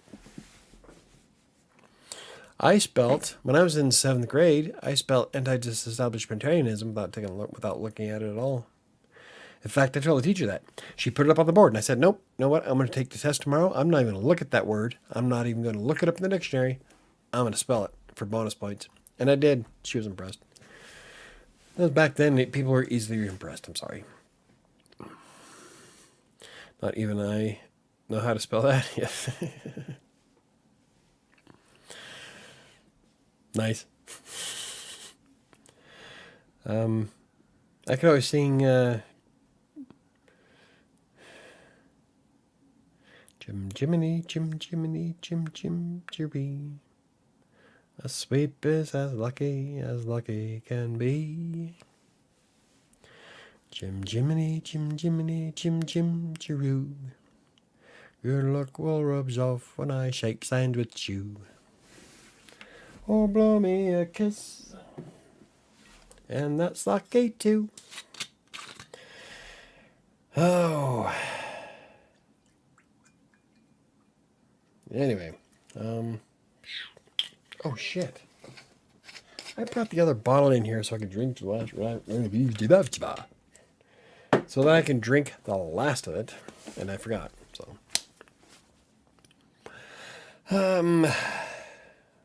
Yeah, what else can we talk about real quick? It is 8:53. Are we wrapping this up at 9 for change? Or is everybody going to try to keep me up until 10:30 again? What else can we talk about? Is there anything writing related? I would like to check out that Vela. Is that what it's called? I think that's what it's called. Let me check. It is.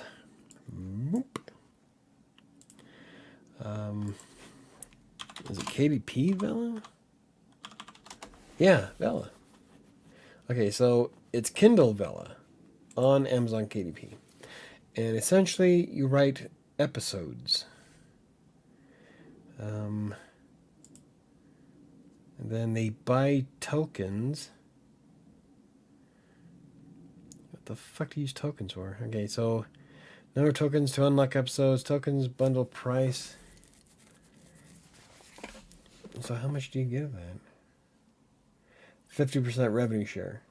Earnings per episode. Okay, so essentially people buy tokens to unlock new future episodes that you write. And then you split the money with Amazon. Wonder if anybody actually has like any Vela shit wrote. It kind of sounds kind of fun, but it's more of like, it reminds me more of Twitch if it was for writers instead of bits, it's tokens. Everybody has their fucking shtick. Oh, coincidentally, Amazon owns that too, so that's probably why it sounds familiar. um, that's cool, Michael. I finally got my promotion. Awesome. Sweet. Oh yeah, you were talking about that. That's awesome. Books and papers are writing related. Yeah. So would pencils. Congrats, Angela. Yes, congratulations. That's pretty cool. And you got your whole dealie passed and all that. So that's pretty badass. Awesome. I'm about to hit my client up for my money. It's because of inflation. Like, my writers can't afford shit, so I've got to.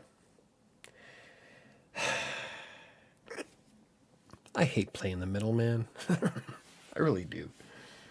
But he does bring up a point where it's getting too expensive to afford to live on what he's getting paid, so.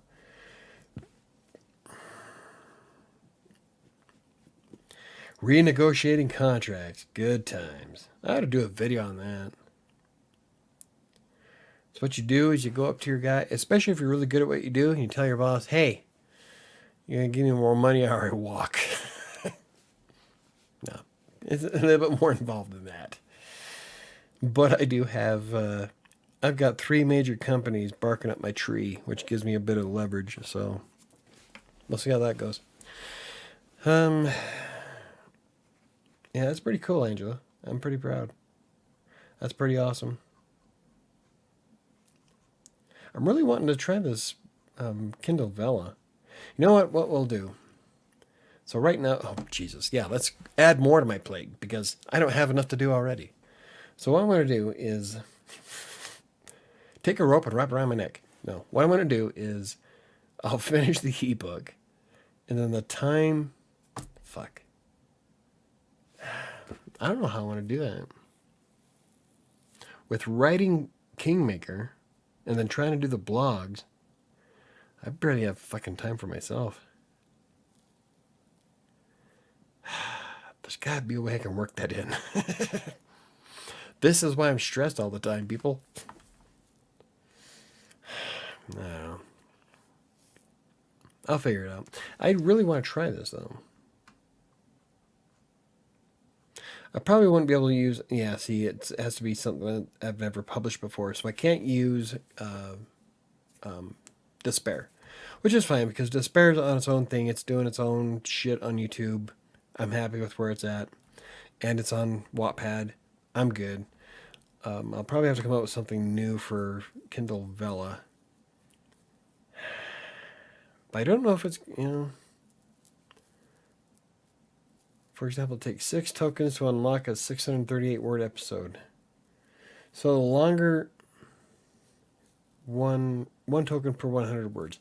Okay, so the longer you make your episodes, the more money you could potentially make. Okay. I don't know, I'll have to come up with a new series. Yeah.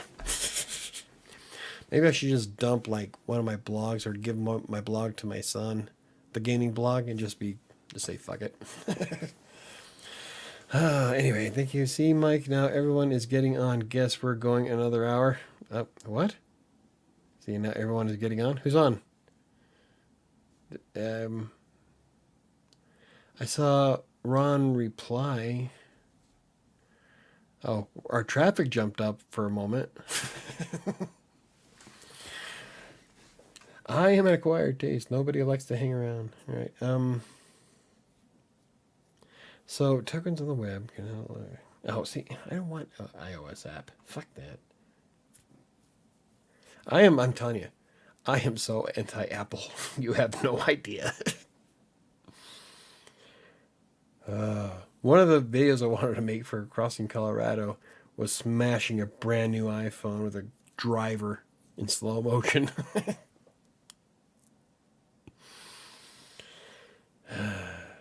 One of these days. Anytime there's a problem with my writers or with anybody on the group, on the team, I can't get this to work, but it works on everybody else's computers. Like, what kind of Apple or what kind of computer you got? Apple. That's why. That's my default answer to everything. I can't get this to work.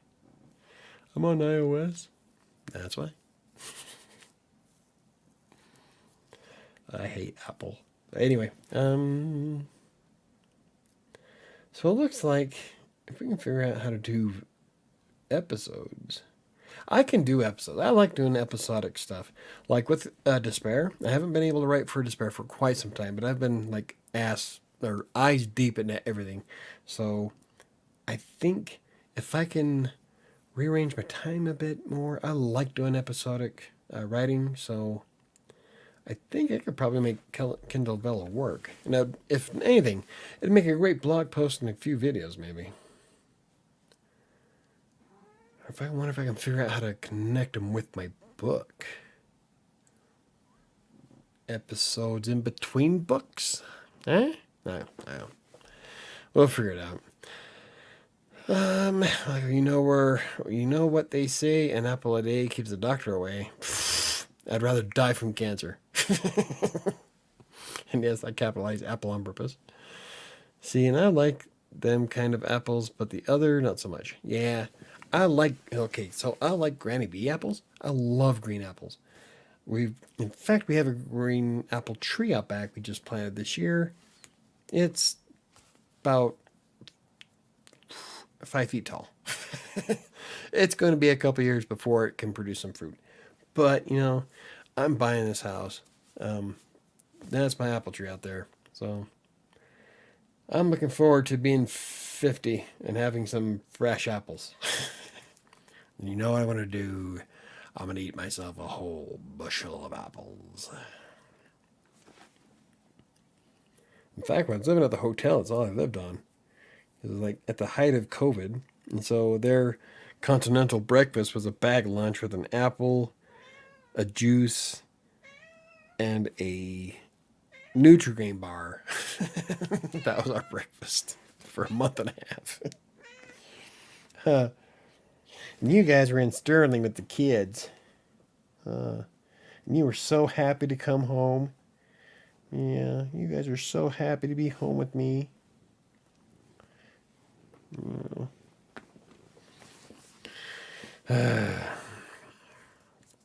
Green apples and peanut butter, Michael. Green apples and peanut butter. Haven't. Don't fight it. I will try it. I keep forgetting. I never have apples and peanut butter at the same time. I bought 2 big jars of peanut butter a couple of months ago for the kids. I don't think they got any of it. And these are Costco jars. I have a problem. I can't. Yeah. If I ever got allergic to peanuts, that would just suck. I would kill myself. No, green apples are acidic. They hurt my tummy. No, that's a bummer. I love green apples. I would rather have green apples than red apples. Green apples and peanut butter, perfect snack. See, and that's what I hear a lot of people say. I want to try it, but I never have them at the same time. So, you don't put anything with peanut butter but chocolate. That's not... Okay, so that is true. That's all I've been using. I'm trying to think if there's anything... Peanut butter and jelly. No, yeah. Peanut butter and celery. Ants on a log. That would be, you get yourself a celery stick, fill it up with peanut butter, and then you put raisins on it. Ants on a log. And those weren't too bad. Grandma made me those back when I was a kid. And so I kind of like peanut butter and celery. But I want it, so I'm not averse to trying apples and peanut butter. Really, I'm not. I will try anything once. Mostly, if it's logical. I'm pretty sure I won't like being shot with a bullet. So some things you don't need to do once. But like I tried sushi for the first time in LA, and wow, that was good. I won't get it here because, we're in Colorado. We're inland, far inland. We are almost as far inland as you can possibly get. And so I have a little aversion to fish from inland, especially like lake salmon we have, it's good. Trout, no problem. But you're giving me fish that was caught somewhere in Maine or California or Washington or even Alaska. I'm not really inclined to trust it much. So, and I know it's fine, but in my mind I'm like, don't touch it because I got really sick off tuna once. Really, really sick. So I'm kind of picky. But the tuna, it was tuna. The sushi that I had in LA was fresh right out of the fucking ocean, which is like right there. And so it was great. I liked it a lot. So I can see why people like it. I'm a big fan of calamari. I like calamari. Never had shark yet. What's something? Oh, I won't eat buffalo on purpose, but we already know it's because they were on the endangered species list, even though I know they're not anymore. But still, it's one of those things that it's going to take me a moment to get over. I can't really think of anything else. That's random. Ron says, good night, guys. I'm dog tired. Hope everyone has a great weekend. I'll see you on Monday. Good night, Ron. Have a good evening. Have a good weekend, buddy. Hopefully, I'll have my shit uploaded by Sunday. And as soon as my ebook is published, or at least submitted to Amazon, and they tell me it's ready to go, I will announce it. Everybody will fucking know. Because I'm going to go, I'll do posts on YouTube and Twitter and Facebook and Instagram and what else we got? Twitter, LinkedIn, and the blogs. Yeah. Everybody's going to fucking know. I tried sliced apples, extra sharp cheese, and Triscuits. I don't know. I'm really particular about sharp cheese. Like, I've had sharp cheese in grilled cheese sandwiches. And it's not bad. Problem is that sharp cheese is also incredibly oily when it cooks. And so, kind of ruins the sandwich a little bit. But, I don't know. I don't know about cheese and apples. Well, I shouldn't judge. I used to eat cheese and mayonnaise. Ew. Yeah. Doesn't sound good. No, it don't. Cheese and mayonnaise? Ugh. I'm trying to think, the only thing I ever put mayonnaise in is with tuna fish. I don't put mayonnaise on anything. Like, okay, that's a lie. I will do mayonnaise, real mayonnaise, not Miracle Whip, but real mayonnaise on, like, if I do cheese and meat sandwiches. So, I don't know. Yeah, so I could do cheese. I don't know if I could do cheese and mayonnaise by itself. I always have to have meat with it. So, I don't know. That's... depends on how thin you slap it on there. Like, if you do a thin layer, like a really thin layer of mayonnaise with cheese, no, I'd still have to have meat. Patrick, if we're talking about PB banana sandwich fried in butter, then I'm with you on that one. Oh, yeah, he said something about fucking Elvis, didn't he? I do like Elvis sandwich. All right. For some reason, PB and celery taste 10 times better when you cut the celery into 3/4 inch pieces instead of chomping the full size stick. I don't see how that would be accurate.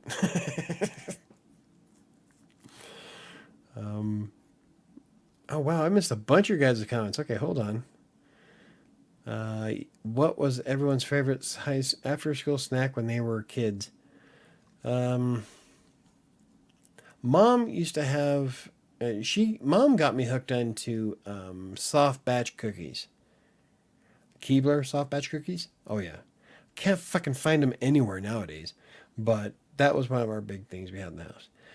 Mine was Now I want to see if anyone else did this. Who put butter on bread and dumped sugar and ate it? I did. Yep. Butter, bread, and sugar. Yes. Must be a family thing. You used to love it? Me too. It sounds like a cancer sandwich. Oh, you have no idea. It's not a cancer sandwich. It's more of a diabetes on bread. You would catch me doing it now, though? No. Yeah, I agree. I tried sliced apple. Okay, that's right. I shouldn't judge eating mayonnaise. Talk about okay. Cheese and mayo sandwich is legit. See, and I don't know if I can do just cheese and mayo. I know I can do it with meat. If I had like a slice of chicken or roast beef or Black Forest ham, turkey. I just don't. I don't know if I can do it just with cheese though. You guys don't even know. Cheese and mayo sandwich is awesome, guys. It's the best part of sandwiches. Yes, sir. That's the one. I think Mike was the one to show me the bread, butter, and sugar thing. It might have been. Yeah, it's a possibility. Thanks, Chris, for once we agree, unless you are being sarcastic. See, and you can't even enjoy that someone's agreeing with you. You're immediately jumping to, oh, you're being a dick. Just enjoy it. Also like some mustard on there with the cheese and mayo. I don't... See, again, I could do mustard and mayo with cheese if there was a meat to go with it. I don't think I could do it with just cheese. I guess Patrick has make him grilled cheese with mayo. Just not for me.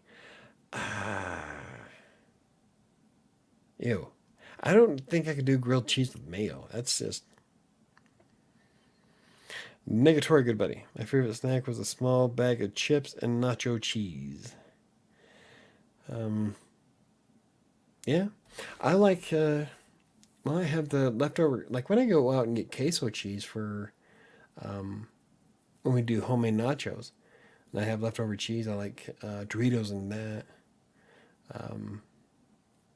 I used queso cheese today on my Arby's sandwich because we ordered beef and cheddars and they didn't give us the cheddar. But that's okay because the Carb Smart queso cheese I got was fucking awesome. That's some good shit.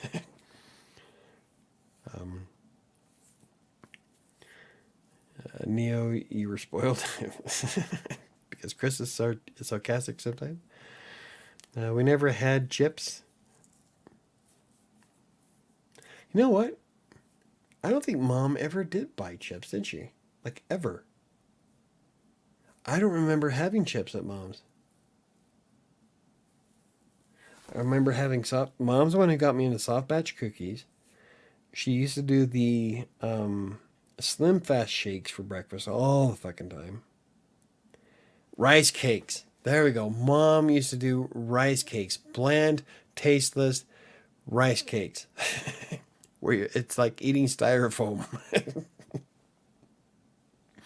But yeah, I don't remember Mom ever getting chips. No. It a grilled cheese and bologna with Miracle Whip. See, you're grilling it. You're grilling Miracle Whip. That's just wrong. I could just see it bubbling out of the side. And just try the grilled cheese sandwich with a light smear of mayo on the outside of the bread and fry it up that way. No. That's what he has me do. Lol, don't like it. No.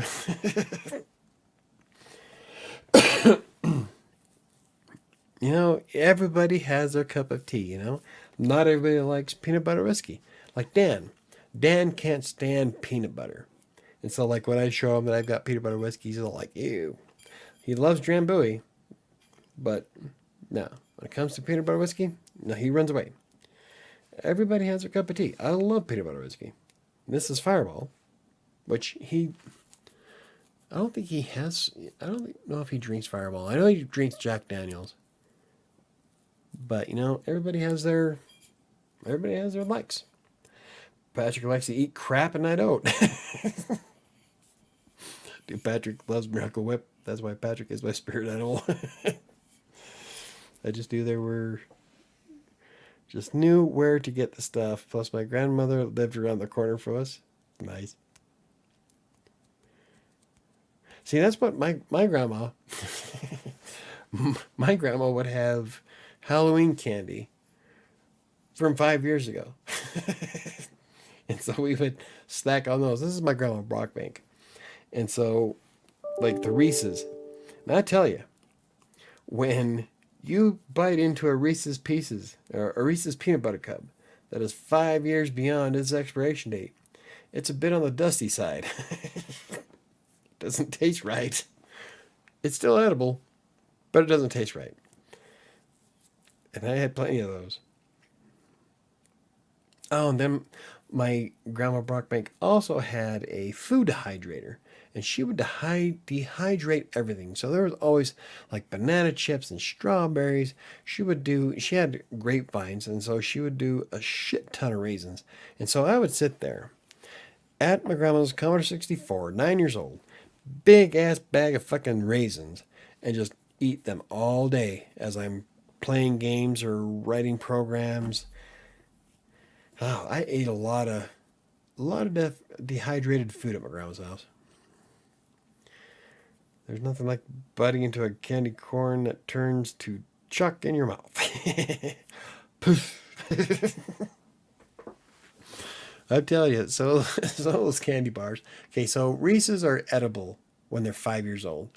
Milky Ways, not so much because the caramel hardens, and when the caramel hardens, it's like biting into a brick. So you can get away with some candies, not others. So we would just scoop out the underneath the caramel stuff from a Milky Way and throw away the caramel.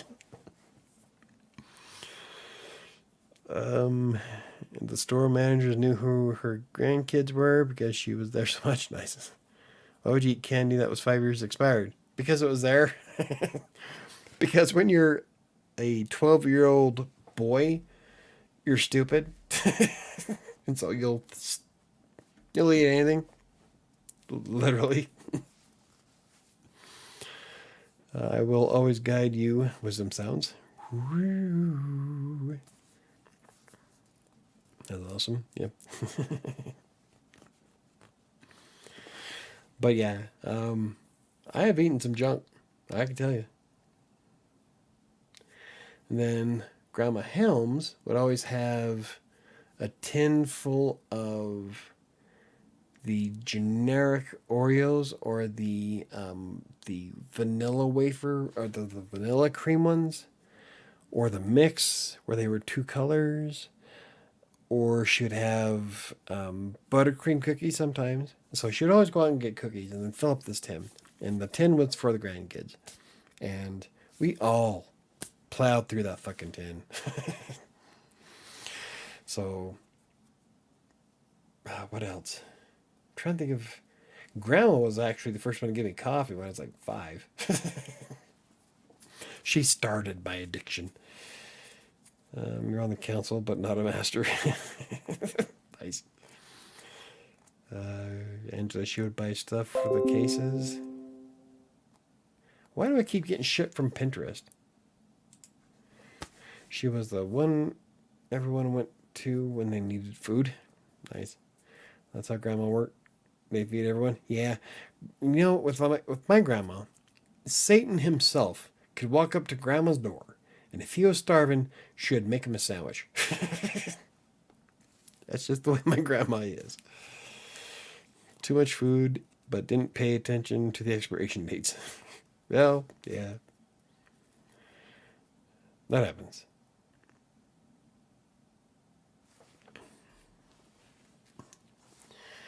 Oh.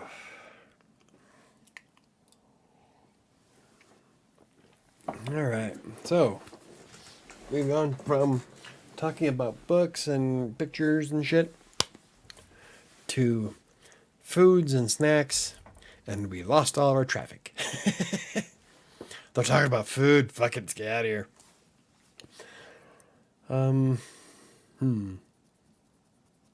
Yeah.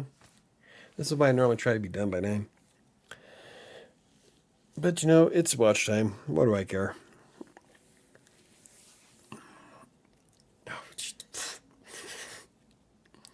But you all are getting me so drunk. I have drank, you know, since I started the live streams, I have had more alcohol in the past 10 months than I had in the past 10 years. Which isn't, you know, I don't drink every night. And technically I only have 2 glasses a night. I'm just lightweight. So I have fun, but I know my limits. As soon as I get to a certain point, I stop because you know what? I don't like to throw up. I hate yakking. That's ugh. It's like I tried teaching my son. Like, you know what, dude? You don't need to drink to get drunk. Get to that happy stage where you're feeling buzzed and you're feeling pretty good and you're feeling pretty brave, then quit. But no, he likes to see if he can throw up everything that he ate when he was 10 years old. I'm like, dude, he attacks it with such gusto.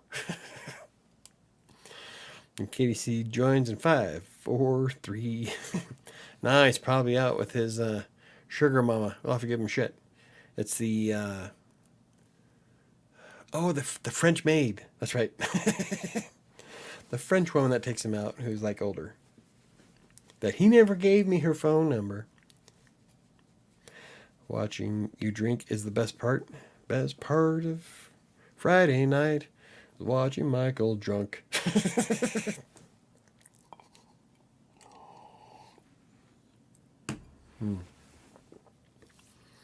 Probably not. Oh. Yeah, we're missing a lot of people today. Like KDC hasn't shown up. Nat's not here. Who else? Haven't seen Shyman for a while. Shyman lives in... He's on the other side of the world, though, so...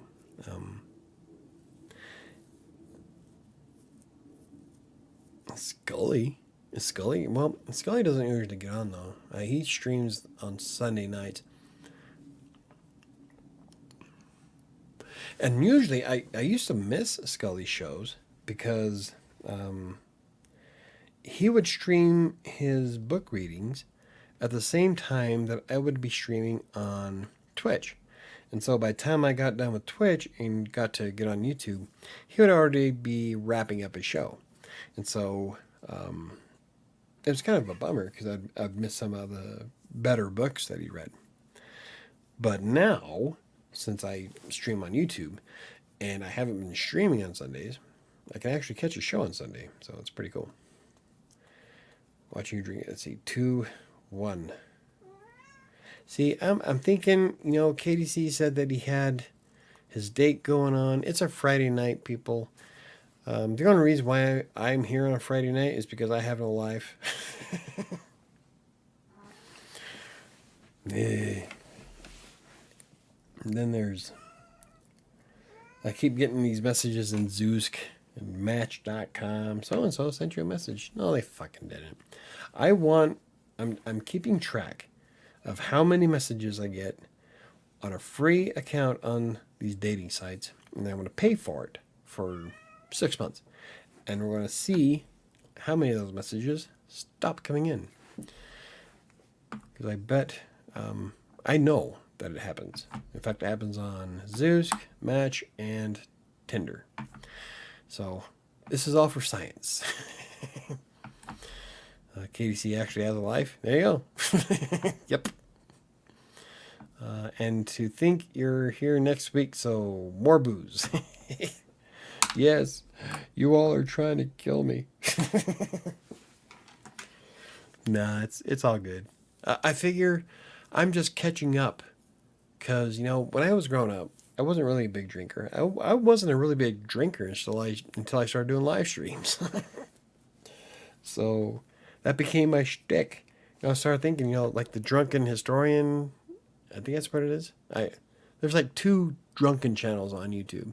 Like, I could be the drunken writer. That'd be fun. But nobody wants to watch that. So, and I'm much different drinking than when I do my videos. I try to be too professional in the videos, I think, in the VODs that I do, like I did this morning. Actually, the one earlier today was more relaxed than what I normally do. But I try so hard to be so professional and help people learn how to do what I do that I forget to have fun. And that's what Monday and Fridays are all about for me. Like normally, yeah, Fridays I have a topic that I talk about for the podcast, which, it's supposed to be. But I they're more fun for me. I just, I don't know. I need to get out. Reading too much into fucking Friday night on YouTube. I normally have something going on Friday nights, but I wouldn't miss Michael's stream for the world. Well, thank you very much, Diana. And that's fine. Like, I'm kind of shocked that there's so many people. Well, I can't really say so many people. 6 of you are like you have nothing to do on a Friday night. Like, I I wasn't a drinker until I married Angela and met the family. Yeah, mom and Lon put it away. I gotta tell you, like, I think I was told this last time. Was it Monday or last Friday, where I used to tell the story of the manning the beer keg and learning how to pour beer out of a keg without foam, without making a head. And Lon taught me how to do that. So, and I was 9.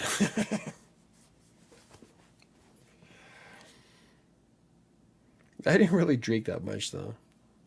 Well, I'm single, so that explains why. Well, not necessarily. Like, Dan is single, and he will still go out to movies and go out to dinner, and go out and do fun stuff on his own. So, this is my new BF Patrick.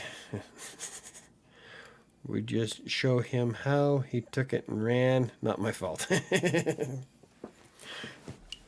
Yeah, I think I saw pictures of Patrick when you guys first hooked up, and he looks completely different. Mom, here Patrick have a duck fart. Yeah, Mom's way into duck farts. A bit much, I think. Of course, I can't really say anything. I'm into Fireball and peanut butter whiskey, and I like mixing my peanut butter and chocolate whiskey.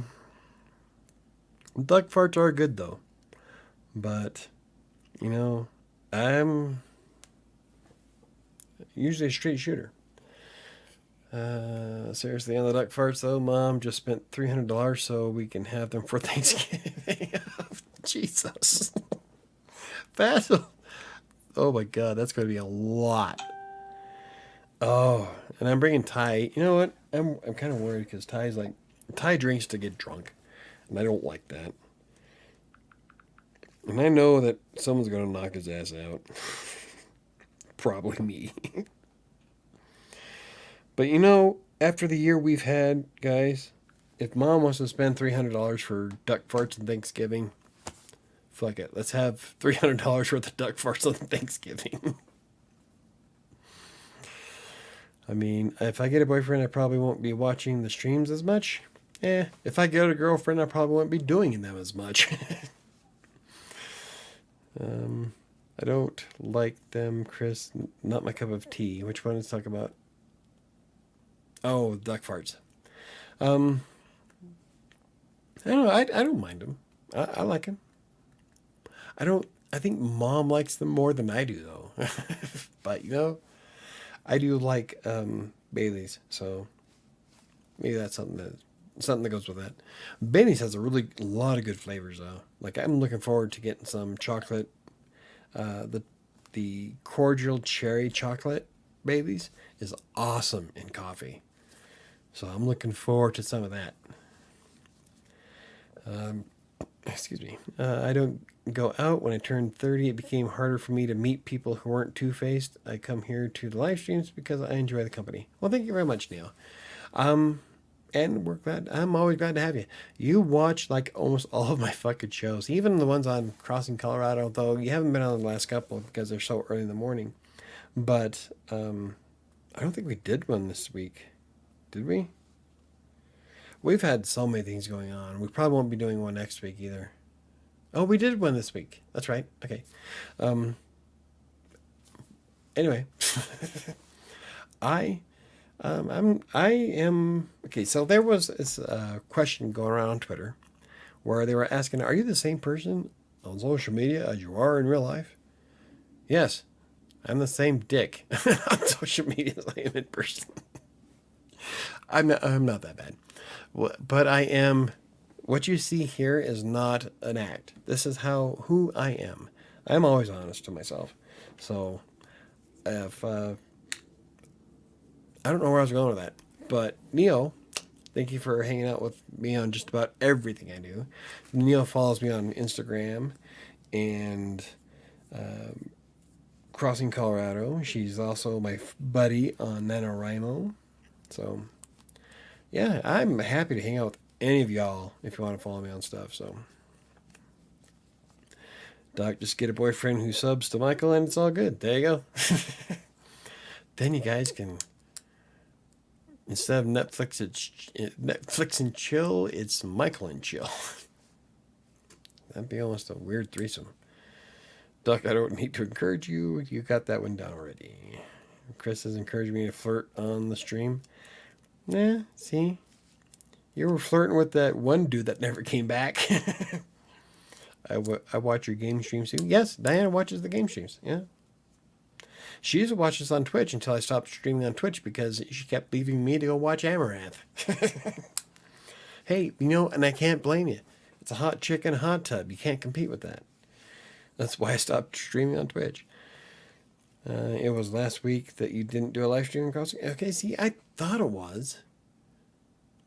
Well, something happened on Tuesday. We couldn't do it. I can't remember what it was, but it was like there was no way in hell. I can't remember what it was. Hopefully, we'll be doing one on Tuesday. What the fuck was it? Sam would know. She's not here. No. But yeah, there was a legit reason why we couldn't do it on Tuesday.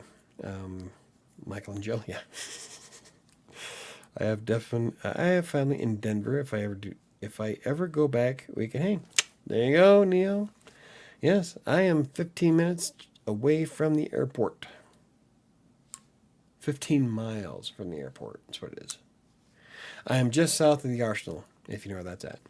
So, the Rocky Mountain Wildlife Refuge, the Arsenal.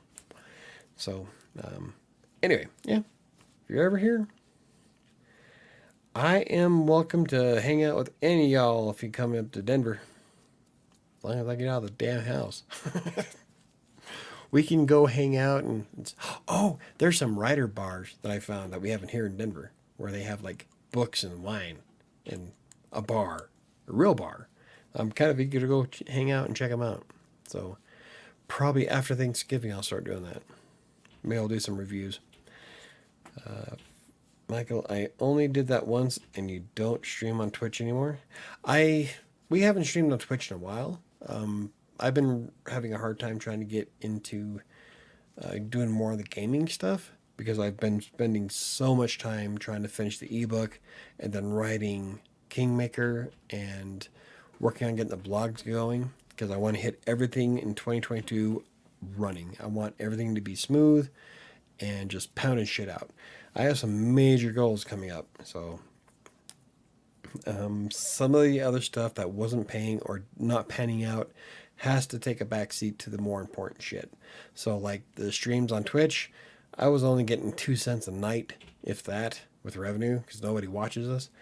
And I would rather take that time and put it towards writing the book or finishing the ebook or working on a revamp for an article I have on WriterSanctuary. So those are more important. I have to prioritize what's going on. So, Michael, you're going You're gonna go sip wine with all the stay-at-home moms at the writer bar. Careful, bro. Fucking A. Hey, a writer's bar. Awesome. Yeah, there's like five of them. There's five book bars. One of them actually is looking for writers, for indie writers to publish there at their bar. There's another one that is on Colfax, towards, I don't know how well you know Denver, but closer to like Voodoo Donuts on Colfax on your way downtown. So, but that one looks classy as fuck.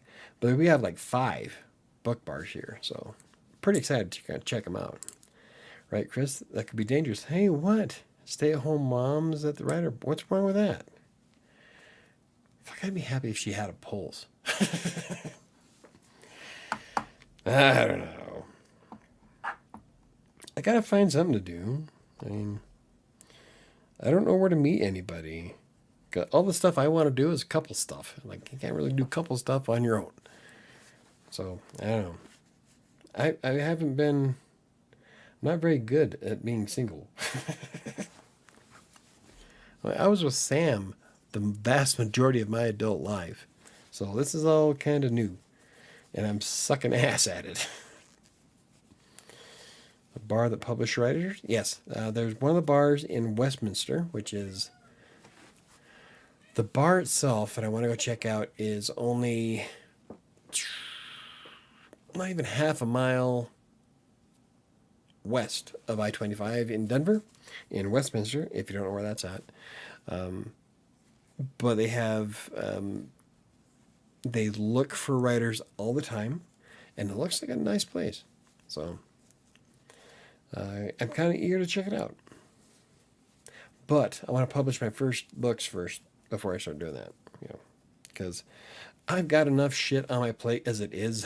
I don't need to try to write yet another book for a bar while I'm trying to publish the ebook and the NaNoWriMo project. That's no. Too much. Too much. Drive me crazy. But I would like to check it out though. Because, if I want to find somebody who is interested in the shit that I like to do, maybe I should go out and do the shit that I like to do. At this point, it's reading, writing, and drinking. Can't go wrong with a book bar.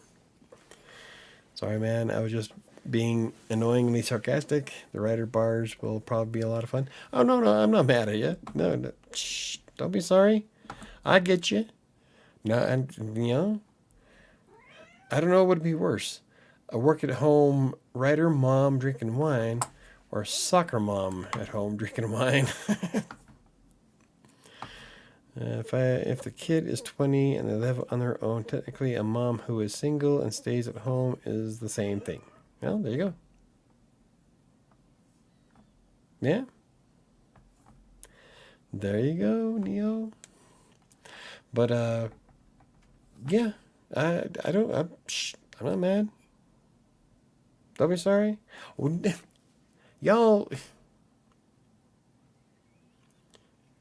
should never be sorry for saying shit to me. I mean, I am like one of the most easiest going people in the world. You would have to go pretty fucking far to offend me. You just have to wonder where her income comes from. Well, it depends. Is she selling notebooks on Amazon for... I'm telling you, there's some people out there that make bank doing that low content Kindle stuff. And, it might work for them. So I'm going to go on a mini rant here, but it might work for them. And you can come up with some really cool designs for notebooks. I might do a few. Maybe I might do some writing prompt ones. I'm trying to work on how I could do one for a notebook for like content mills or for freelance writing, kind of like the fitness book that I have here. Like I have a Fit Happens book that's a daily journal, and that would be kind of fun to do for a writer. But I don't know if I can do, like, there's one guy on YouTube that has like more than 2,000 of these, and he makes a lot of money. Don't get me wrong, he makes bank, but it seems like such a chicken shit lazy ass way to do it. And and if you're into that, that's fine. I'm not giving you grief. Get your, you know, get your money, man. Whatever you want. But I don't think I can do it. I have got to work for my shed, so um no, I know you're not mad. Anywho, hey, it's time for one of Michael's rants. It wasn't really a rant per se, but it just, I don't know. I'd like to work for my shit. And I'm like, if I could make $1 million by selling fucking notebooks, I would feel like the most worthless piece of shit. But that's just me. I would feel like I'd feel like garbage because I have to work for everything. But I think that a lot of that has to do with imposter syndrome. Because with imposter syndrome, you either don't believe you're good enough, and so you don't put in a lot of effort because you think it's going to suck anyway, and people are going to find you out to be a fraud, and you're not worth the time. Or you will put in so much fucking effort to prove that you are that you drive yourself nuts. So you got two extremes of the same side. And I think on certain extent, when it comes to selling books and stuff, or even playing video games, the same way when I'm playing EverQuest, everybody wants to like hand me these huge buku magical items to whoop ass. I have to earn it. I don't like to be handed shit. I hate it. So if I can come up with like 30 ideas a day for freaking notebooks and replace my full-time income, it's the same thing. I would hate it. I have to make it worthwhile. I might make a few down the road. I'll probably do a few for WriterSanctuary themed, but just to do it for the hell of it, I don't know. I can do it. Let's see. Patrick says, "I know I could tell you where the income come from, but it's not chat appropriate." Depends on the mom. I'm still thinking about yeah. Okay. Anyway, I'm still thinking about creating an OnlyFans. I need KDC to encourage me. I've been trying to talk one of my stepkids into being on OnlyFans. If you knew Donovan, you'd understand why it's so funny. But he's like half tempted to do it. He'd make a lot of money. Hey, but still, OnlyFans is there's another one. I will never ever have an OnlyFans account. It's been tainted. In the original layout when OnlyFans first came out, it was good for professionals like me to engage their fans directly and offer them something of value for their money. And so, like, you'd have creators like myself or like a shit ton of other people on YouTube. But then there lax rules, I guess, going around it. Made it to where you can share anything on OnlyFans. And so now it's been tainted because it is essentially a porn site. And that's what's in the news.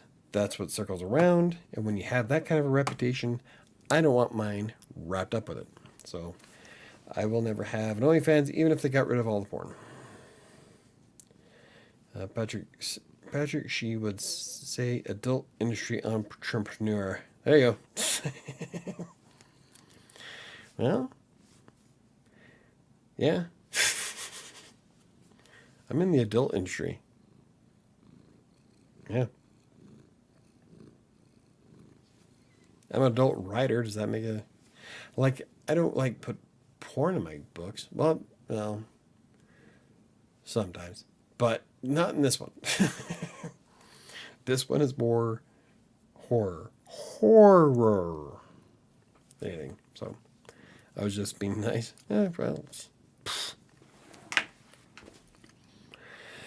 Oh my God. All right. You were just on my lap like an hour ago. Sorry. So yeah. So it'd be 9:44. Holy shit.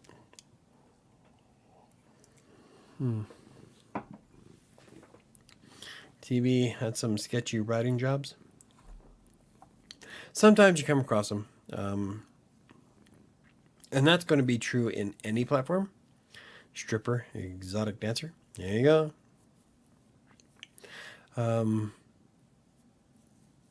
But yeah, I've had a few in Textbroker who wanted me to rewrite a post that was already there, or in fact, I've done a video. I think I've done a video about this, where you scrape someone's content. I don't like doing that. I don't like twisting or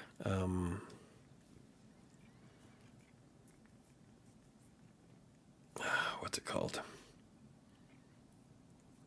Fuck, I'm too liquored up to think straight. But you know, there are some clients in Textbroker that I had an issue with, and I wouldn't work with them. I turned down jobs. I'm not going to do it. I don't do unethical shit. Huh? Never have. Yeah. Skyscraping. Skyscraping is not too bad. Skyscraping is when you take an idea and you see what you can do to make it better. That is true in any industry. Cars, automobiles. Everybody's trying to make something better. When you're doing spinning, there you go, Chris. Skyscraping is when you come across someone's blog and say, like, they did 31 blog tools to use in 2022. I would do 45 blog tools to use in 2022, and then I would add a section into why they would be important, or I would try to answer some questions in people also ask. I would probably browse through, answer the public for some questions. The point is that I would do whatever I could to make that post better than the original. What is the original leaving out that you can add in to make it unique and better? Skyscraping is not too bad. Spinning, on the other hand, spinning I will not do. I hate doing spinning. I hate spinning articles. I won't do it. That's when you take a fucking facts and you essentially just jockey words around so it looks unique. And I hate that shit. That I won't do. Skyscraping I've done, and I do really well. But like the only time I don't even look at the content. I see how they have it laid out, what kind of headers they got, and then I will outline my own article and put in shit that makes it better. And then after that, I close that browser page and then write everything 100% out of me. So I'm not influenced by anything they write. The whole thing is completely unique. And normally when I do a skyscraping article, I still have a 2% copy rate in Copyscape, which is amazingly good. Especially if you're writing about the same shit as somebody else. So if you can get 2% copied and you're covering the exact same topic as somebody else, you're fucking amazing. So keep that in mind. But yeah, skyscraping, not so bad. Spinning, never do. Add that to the list of things Michael hates. Yes, spinning. Spinning content, Apple. Oh, so there's two things. Well, spinning is one thing, but there's like two subjects I would never ever write in Textbroker: Apple products and religion. I will do anything else. I was offered quite a bit of money to do gay porn once, but, well, not act in it, but write it. But I'm like, I don't know anything about gay porn, so I'm not even going to bother to research that, bud. Sorry. So I told that one no. But for the most part, religion and Apple products. Anything else I would write about, which is why I had like 5,586 articles I've done just on Textbroker alone. That's not including Writer Access, Hire Writers, Fiverr, Green Geeks, a slew of other private clients I had over the years. I've done a lot of content. But yeah, there's a flat no. Apple, religion, no.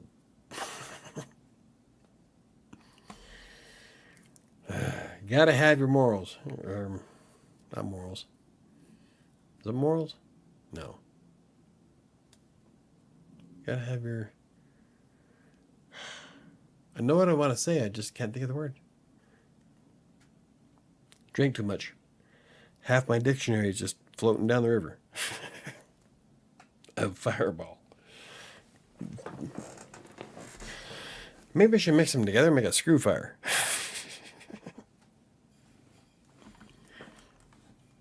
Fire screw. I don't know, cinnamon and peanut butter. No, I think I'm done after this. Like I said, I drink and get to that nice, happy standards. There you go. A nice, happy spot. And then be done because I hate throwing up more than anything. Okay, so,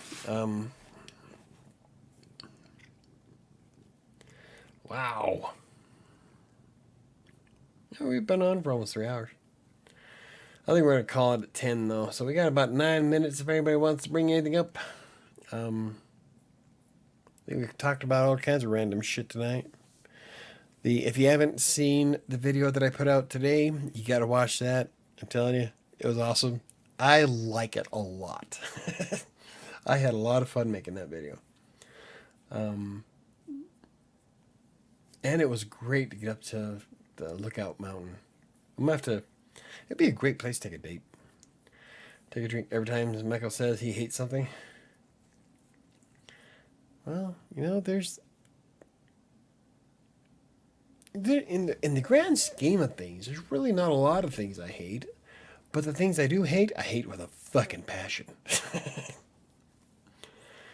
How does Joe Rogan do this crap? Cocaine? I don't know. He's way more popular and has way more people, more than 7 people watching his shit, and he has guests on.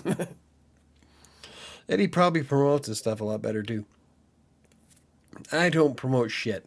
The most promotion I've done for anything is like, I think I tweeted with 2 hashtags in it earlier today. I don't know. I still feel kind of weird about promoting my own stuff, and I'm trying to get out of that mindset, especially if I want to, like, make $10,000 a month, you know? And it's possible for the shit that I do. Oh, yeah. I know everything those guys know. I just don't put it into practice because I have weird hang-ups, and I'm working on it. And, you know, the Joe Rogans of the world... I don't know. I've caught a couple of his shows. I think... I wouldn't say that I hate him, but it's...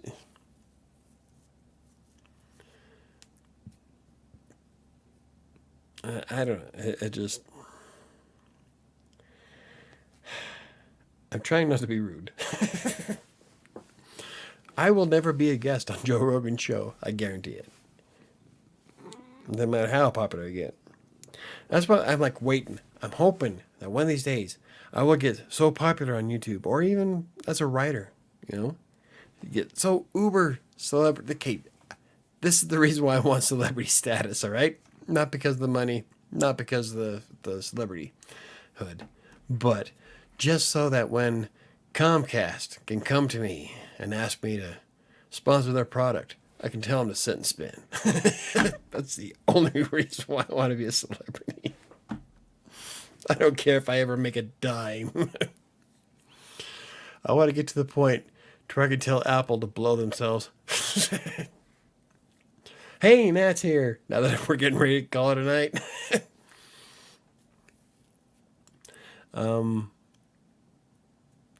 What's another one? Xfinity? Yeah, Xfinity will never be on my channel. Apple. I can't think of anybody else who I would tell them to eat shit.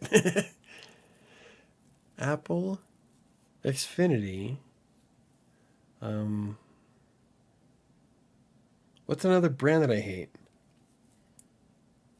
See, I don't even care if I would. I wouldn't even need the money. I just want to be able to tell people that. Definitely Apple. Apple and Xfinity. And US West, Quest, CenturyLink, whatever the fuck they want to call themselves now. Just got back from a date. Hey, that's right. I forgot your date was tonight. How'd that go? How was he was the spray dude, right? The food was bad, but the date was good. He's nice. Awesome. Well, cool. With your handyman guy, yeah. I completely forgot that was tonight. I'm sorry. I was like all kinds of worried that, well, that's not here. It's at like almost 10. I completely forgot about that. My bad. I hope it was an awesome good. Awesome good. Hope it was a great night. He's a vegan. Oh, so we went to a vegan place? Blah. Yeah. Vegans. I will never understand vegans. He's an exterminator. Yeah, that's what it was. He's nice. I had fun. Well, that's cool. As long as you had a good time, you know? And, I know some vegans that are decent. Just don't try to convert me. That's right. The exterminator. Yeah, he's the scorpion killer. Hey, we call him Scorpion King. It's awesome. Glad you had fun. He's smart, like sci-fi, into aliens. He's interesting. Awesome. Cool. Yeah, the irony. But kind of jealous. But I need to go out and meet people before I can go out on a date. So, ain't gonna meet anybody talking to people on YouTube, are we?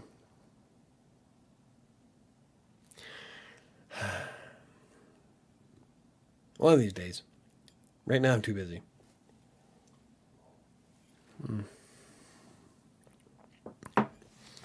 Yeah. Because we were working on our ebook pictures today. He's Arabic, but was born here in Vegas, so we talked Arabian food. Awesome. I don't know if shawarma is Arabian food, is it? No, it's Indian, right? Love shawarma. Love making it. I make shawarma here at the house, so in the air fryer. Good stuff. But he just bought a house and he's moving, so it might be a while before we have another date. I don't know. Well, What about Russian Babe? Russian Babe's is a bot. I have no intention to go into Texas so that Ron can buy me a beer. Michael, take your laptop to the book bar and work on Kingmaker for 1 or 2 hours. Yeah, see, but then everybody says that. But anytime I've ever gone to places like that, I don't know if I put out some kind of aura or people just want to avoid me. But I wind up just sitting there by myself, just kind of looking sad. So I'm like, yeah, fuck it. Let's just go home. And the only coffee shop that's anywhere nearby, that hurt. The only coffee shop that's is nearby is Einstein Bagels. And apparently they don't have my fucking coffee. So I don't know if I want to go there. Otherwise I have to drive all the way out to Westminster. Because if I'm going out to the Caribou on Colfax, if you knew anything about Denver, you don't want to meet anybody on Colfax. So I would have to drive all the way out to Westminster. I don't know if hanging out at a coffee bar an hour and a half drive is worth it. Round trip. So I don't know. Had a blast, ended up pulling together an outfit at the last minute. It'd been a while since I had a date, so it was a bit nerve-wracking. Well, but he's chill. Awesome. Hope I had a date. Hope I have a date too, but whatever. Was just nice to go out for a change. Awesome. That's pretty cool, Nat. I'm pretty excited for you. I could never get any work done at a bar. Well, it's not really a bar. It's a coffee shop. Well, the book bar, though. I bet if I limited myself to one glass of wine, I could probably do some writing at the book bar. Um, you had fun, good conversation. I'd like another date, but we'll see. Cool. Oh, I love Einstein's. I love Einstein's too, but they don't have my coffee. Fuck, that's the goal. Yeah. If you're going to a book bar to meet somebody, you take your laptop to work, and if you meet somebody, that's better than writing, I think. Well, it is to me. But, depends. What if I'm like in the middle of a really awesome scene and then some chick comes up and starts bugging me? It's like, fucking go away, I'm writing a scene. Yeah, that wouldn't happen, but it's funny to talk about. I've been having fun on Twitter too. Started a snake tabloid as a joke. Yeah, I saw that. Now it's getting liked. Yeah, people are asking you for new episodes and shit. I saw that. Did you get your? Oh yeah. You missed it, didn't I? Oh no, I took it on. I took it on Tuesday. That's right. I have my big boy license. They have to mail it to me, but I'm legal. I can drive. Well, I could drive before, but now I can drive legally. But yeah, I passed my test. Really cute instructor too. But I think her husband works with her, so that kind of put a hamper in the mood. But yeah, passed my test, no problem. See, I was thinking I should have took the Fiat, but she was going to dock me points for not having both hands on the wheel. But I explained to her, like, normally I drive a stick, so I'm going to try to keep conscious of not doing it. And as we were driving, I kept reaching for the fucking stick every time. And so she kind of laughed and said, no, you told me about that, and so it's not a big deal. So no worries. Like, yeah, I've been driving longer than most of the people on your block have been alive. So yes, I have a big boy license coming in the mail. I got sick of stupid news, so I started making snake parodies of it, like in Inquirer. Yeah, I saw that. I liked one of them. You had one that was really good. I can't remember which one it was. I've been down Fairfax Street in Denver. Nice. I'm trying to remember where Fairfax is.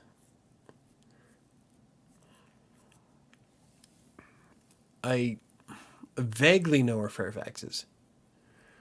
I know exactly where Colfax is. Everybody knows where Colfax is.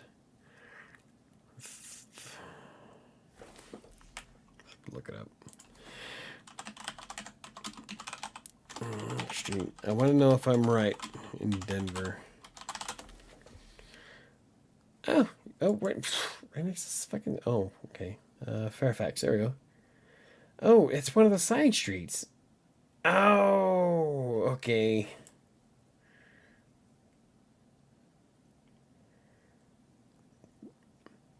Which one? What is that? Owl Saloon. What's this one? Oh, Africana. Okay, so it's Fairfax is right there. Between.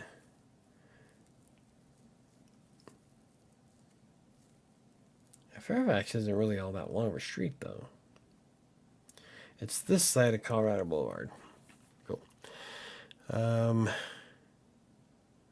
Oh, I'm behind. Okay, I have to go to bed. I'm fading. Good night, Diana. Have a good evening. It was in a BTS video. What, Fairfax? Oh, the big boy license. It was, yeah. I did a big boy video on Tuesday. If you don't know, the BTS videos are on Buy Me a Coffee for my monthly supporters. And I talked about getting my license.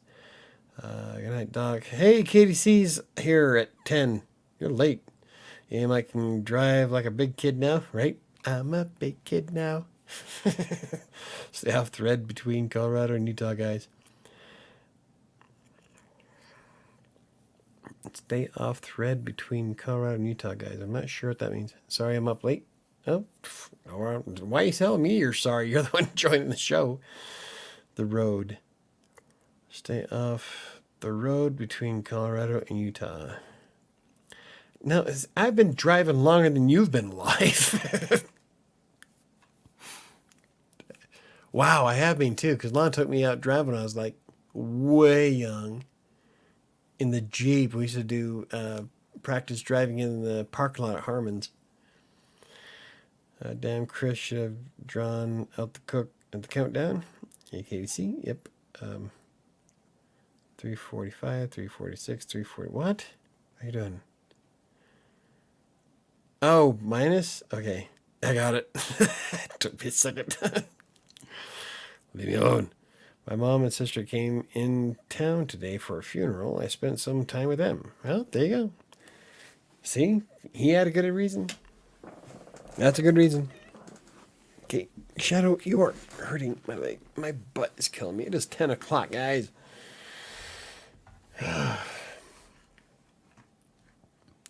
City Park Golf Course.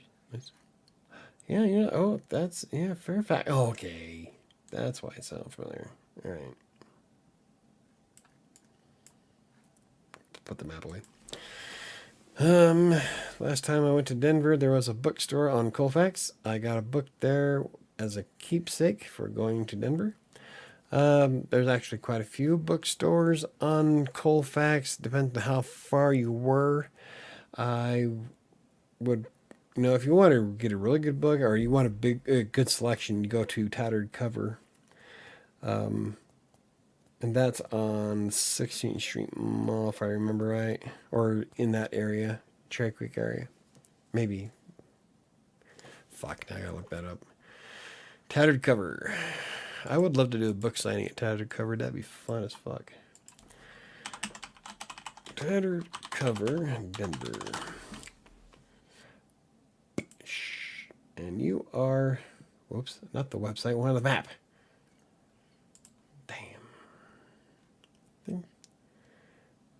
Tattered Cover. Oh, okay. So Tattered Cover is on Colfax. So you probably did go down to Tattered Cover. I swear it was on fucking 16th.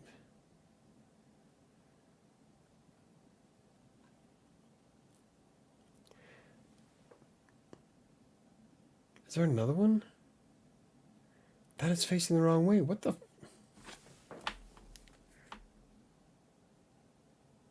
Okay, Tattered Cover McGregor is what I'm thinking of. Oh. Okay. So there's more than one. Oh, the Union Station. I bet you that's what I'm thinking of. Bus only. Line Coupe. 18th. Yep, that's got to be the one I was thinking of. It's one at Union Station. Alright. So there's more than one. I didn't know there was one on Colfax. Huh. Good to know. Okay. I learned in that Jeep on the back roads at Willard. Yep. I think we've all driven the Jeep. I love my new job, though. Michael, awesome. Yeah, I was going to ask, how's your new job going? You started on Tuesday. It was 32nd. On 32nd. See, and the only thing that's going through my mind right now is the tune that I used in my video today, on today's video. That was redundant. The music I used in today's video. And if you watch Clue, you'll definitely pick it out. Yeah, I totally ripped off Clue today. 32nd.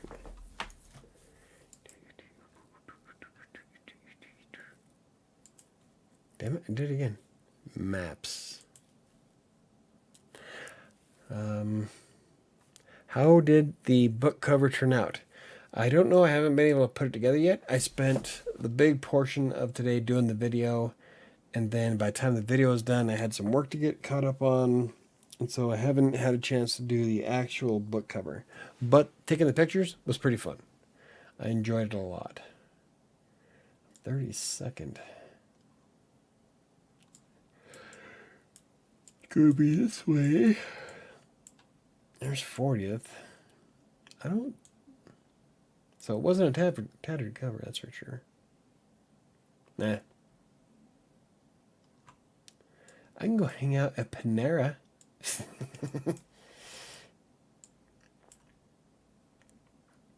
Hey, I can go hang out. Hey, wow. There's a tatted cover that's not too far from me. Kind of a convoluted process to get to it, but huh. Cool. Now that I have a big boy license, I can drive wherever I want without having to worry about it. When the live ends, I'll watch the video. Awesome. My marketing director literally said, "Oh shit, this is great." Alrighty. Am I ready? Awesome. Cool. Keep it up, KDC. That's pretty cool. I'm excited for you, buddy. That's probably the only reason why I still have my job. No, I've got way too much going on.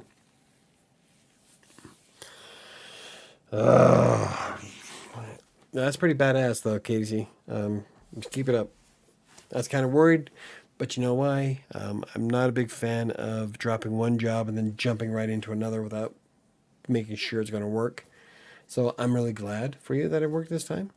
Just keep that in mind in the future, dude. But that's pretty badass.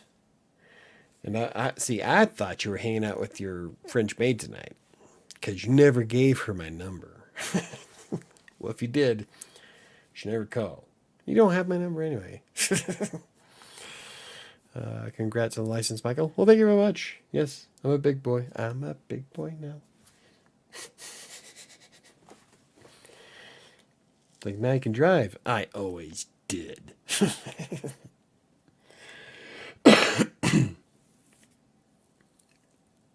I even drove us to the to the testing place.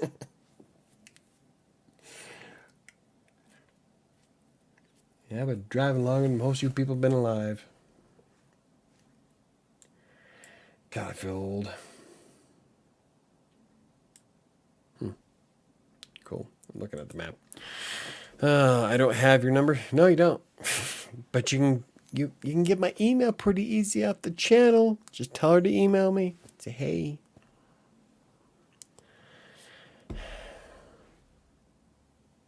I can't think of anything that I would say. So I'm sorry, but good night. Got to sleep and get up early. Shoot a turkey. Good night, Patrick. I used to win turkey contests all the time. Turkey shoots. That's pretty cool. Lon took me out to a turkey shoot, and I beat a bunch of adults, and I was only like, fuck, how old was I? Like 13. And I beat a ton of adults out of a turkey shoot. It's because I'm a badass, that's why. But anyway, good night, Patrick. But I can send her a link to one of your live streams. Yeah, I don't. You could. I'd appreciate it because it might, give me a few more minutes of watch time. But you don't have to feel obligated. I'm just giving you shit, buddy.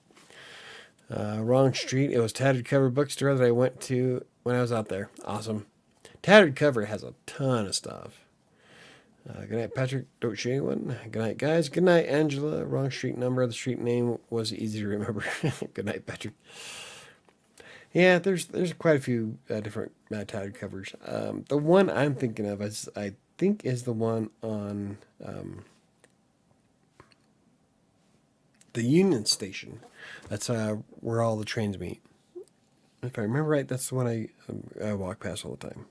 Or can't say all the time, but the last time I walked down there, it's like 2 stories full of all kinds of books and writing stuff. So, but you know what, guys, I am like fading. I'm wondering if we should call it a night. I've been going for 3 hours.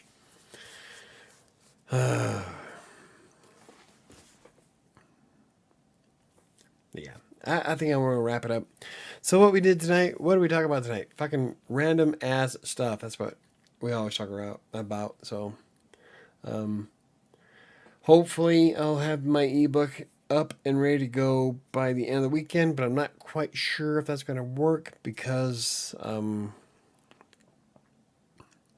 well, I don't know how long it's going to take Amazon to okay it. So I'm going to try to get it done, everything done before the end of Sunday night. But I'm going to probably shoot before Thanksgiving. So, but I will be able to, I'm going to like announce the shit out of it once it's up. This French maid can't stay still. I think one day with her we'll have you dizzy, Michael. Bring it.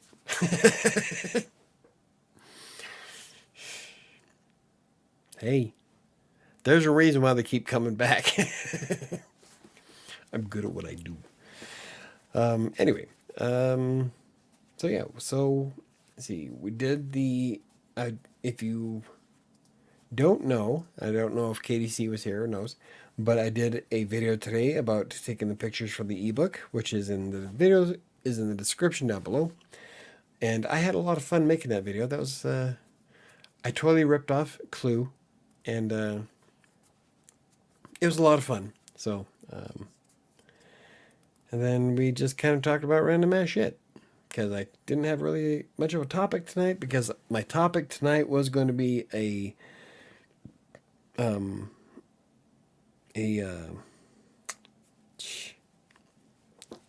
was going to be a celebration of getting the ebook done, but I still didn't get it done. So I was like, well, fuck, I don't know what to talk about now.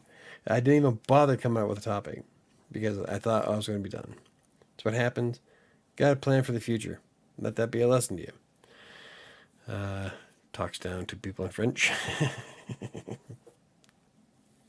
Hey.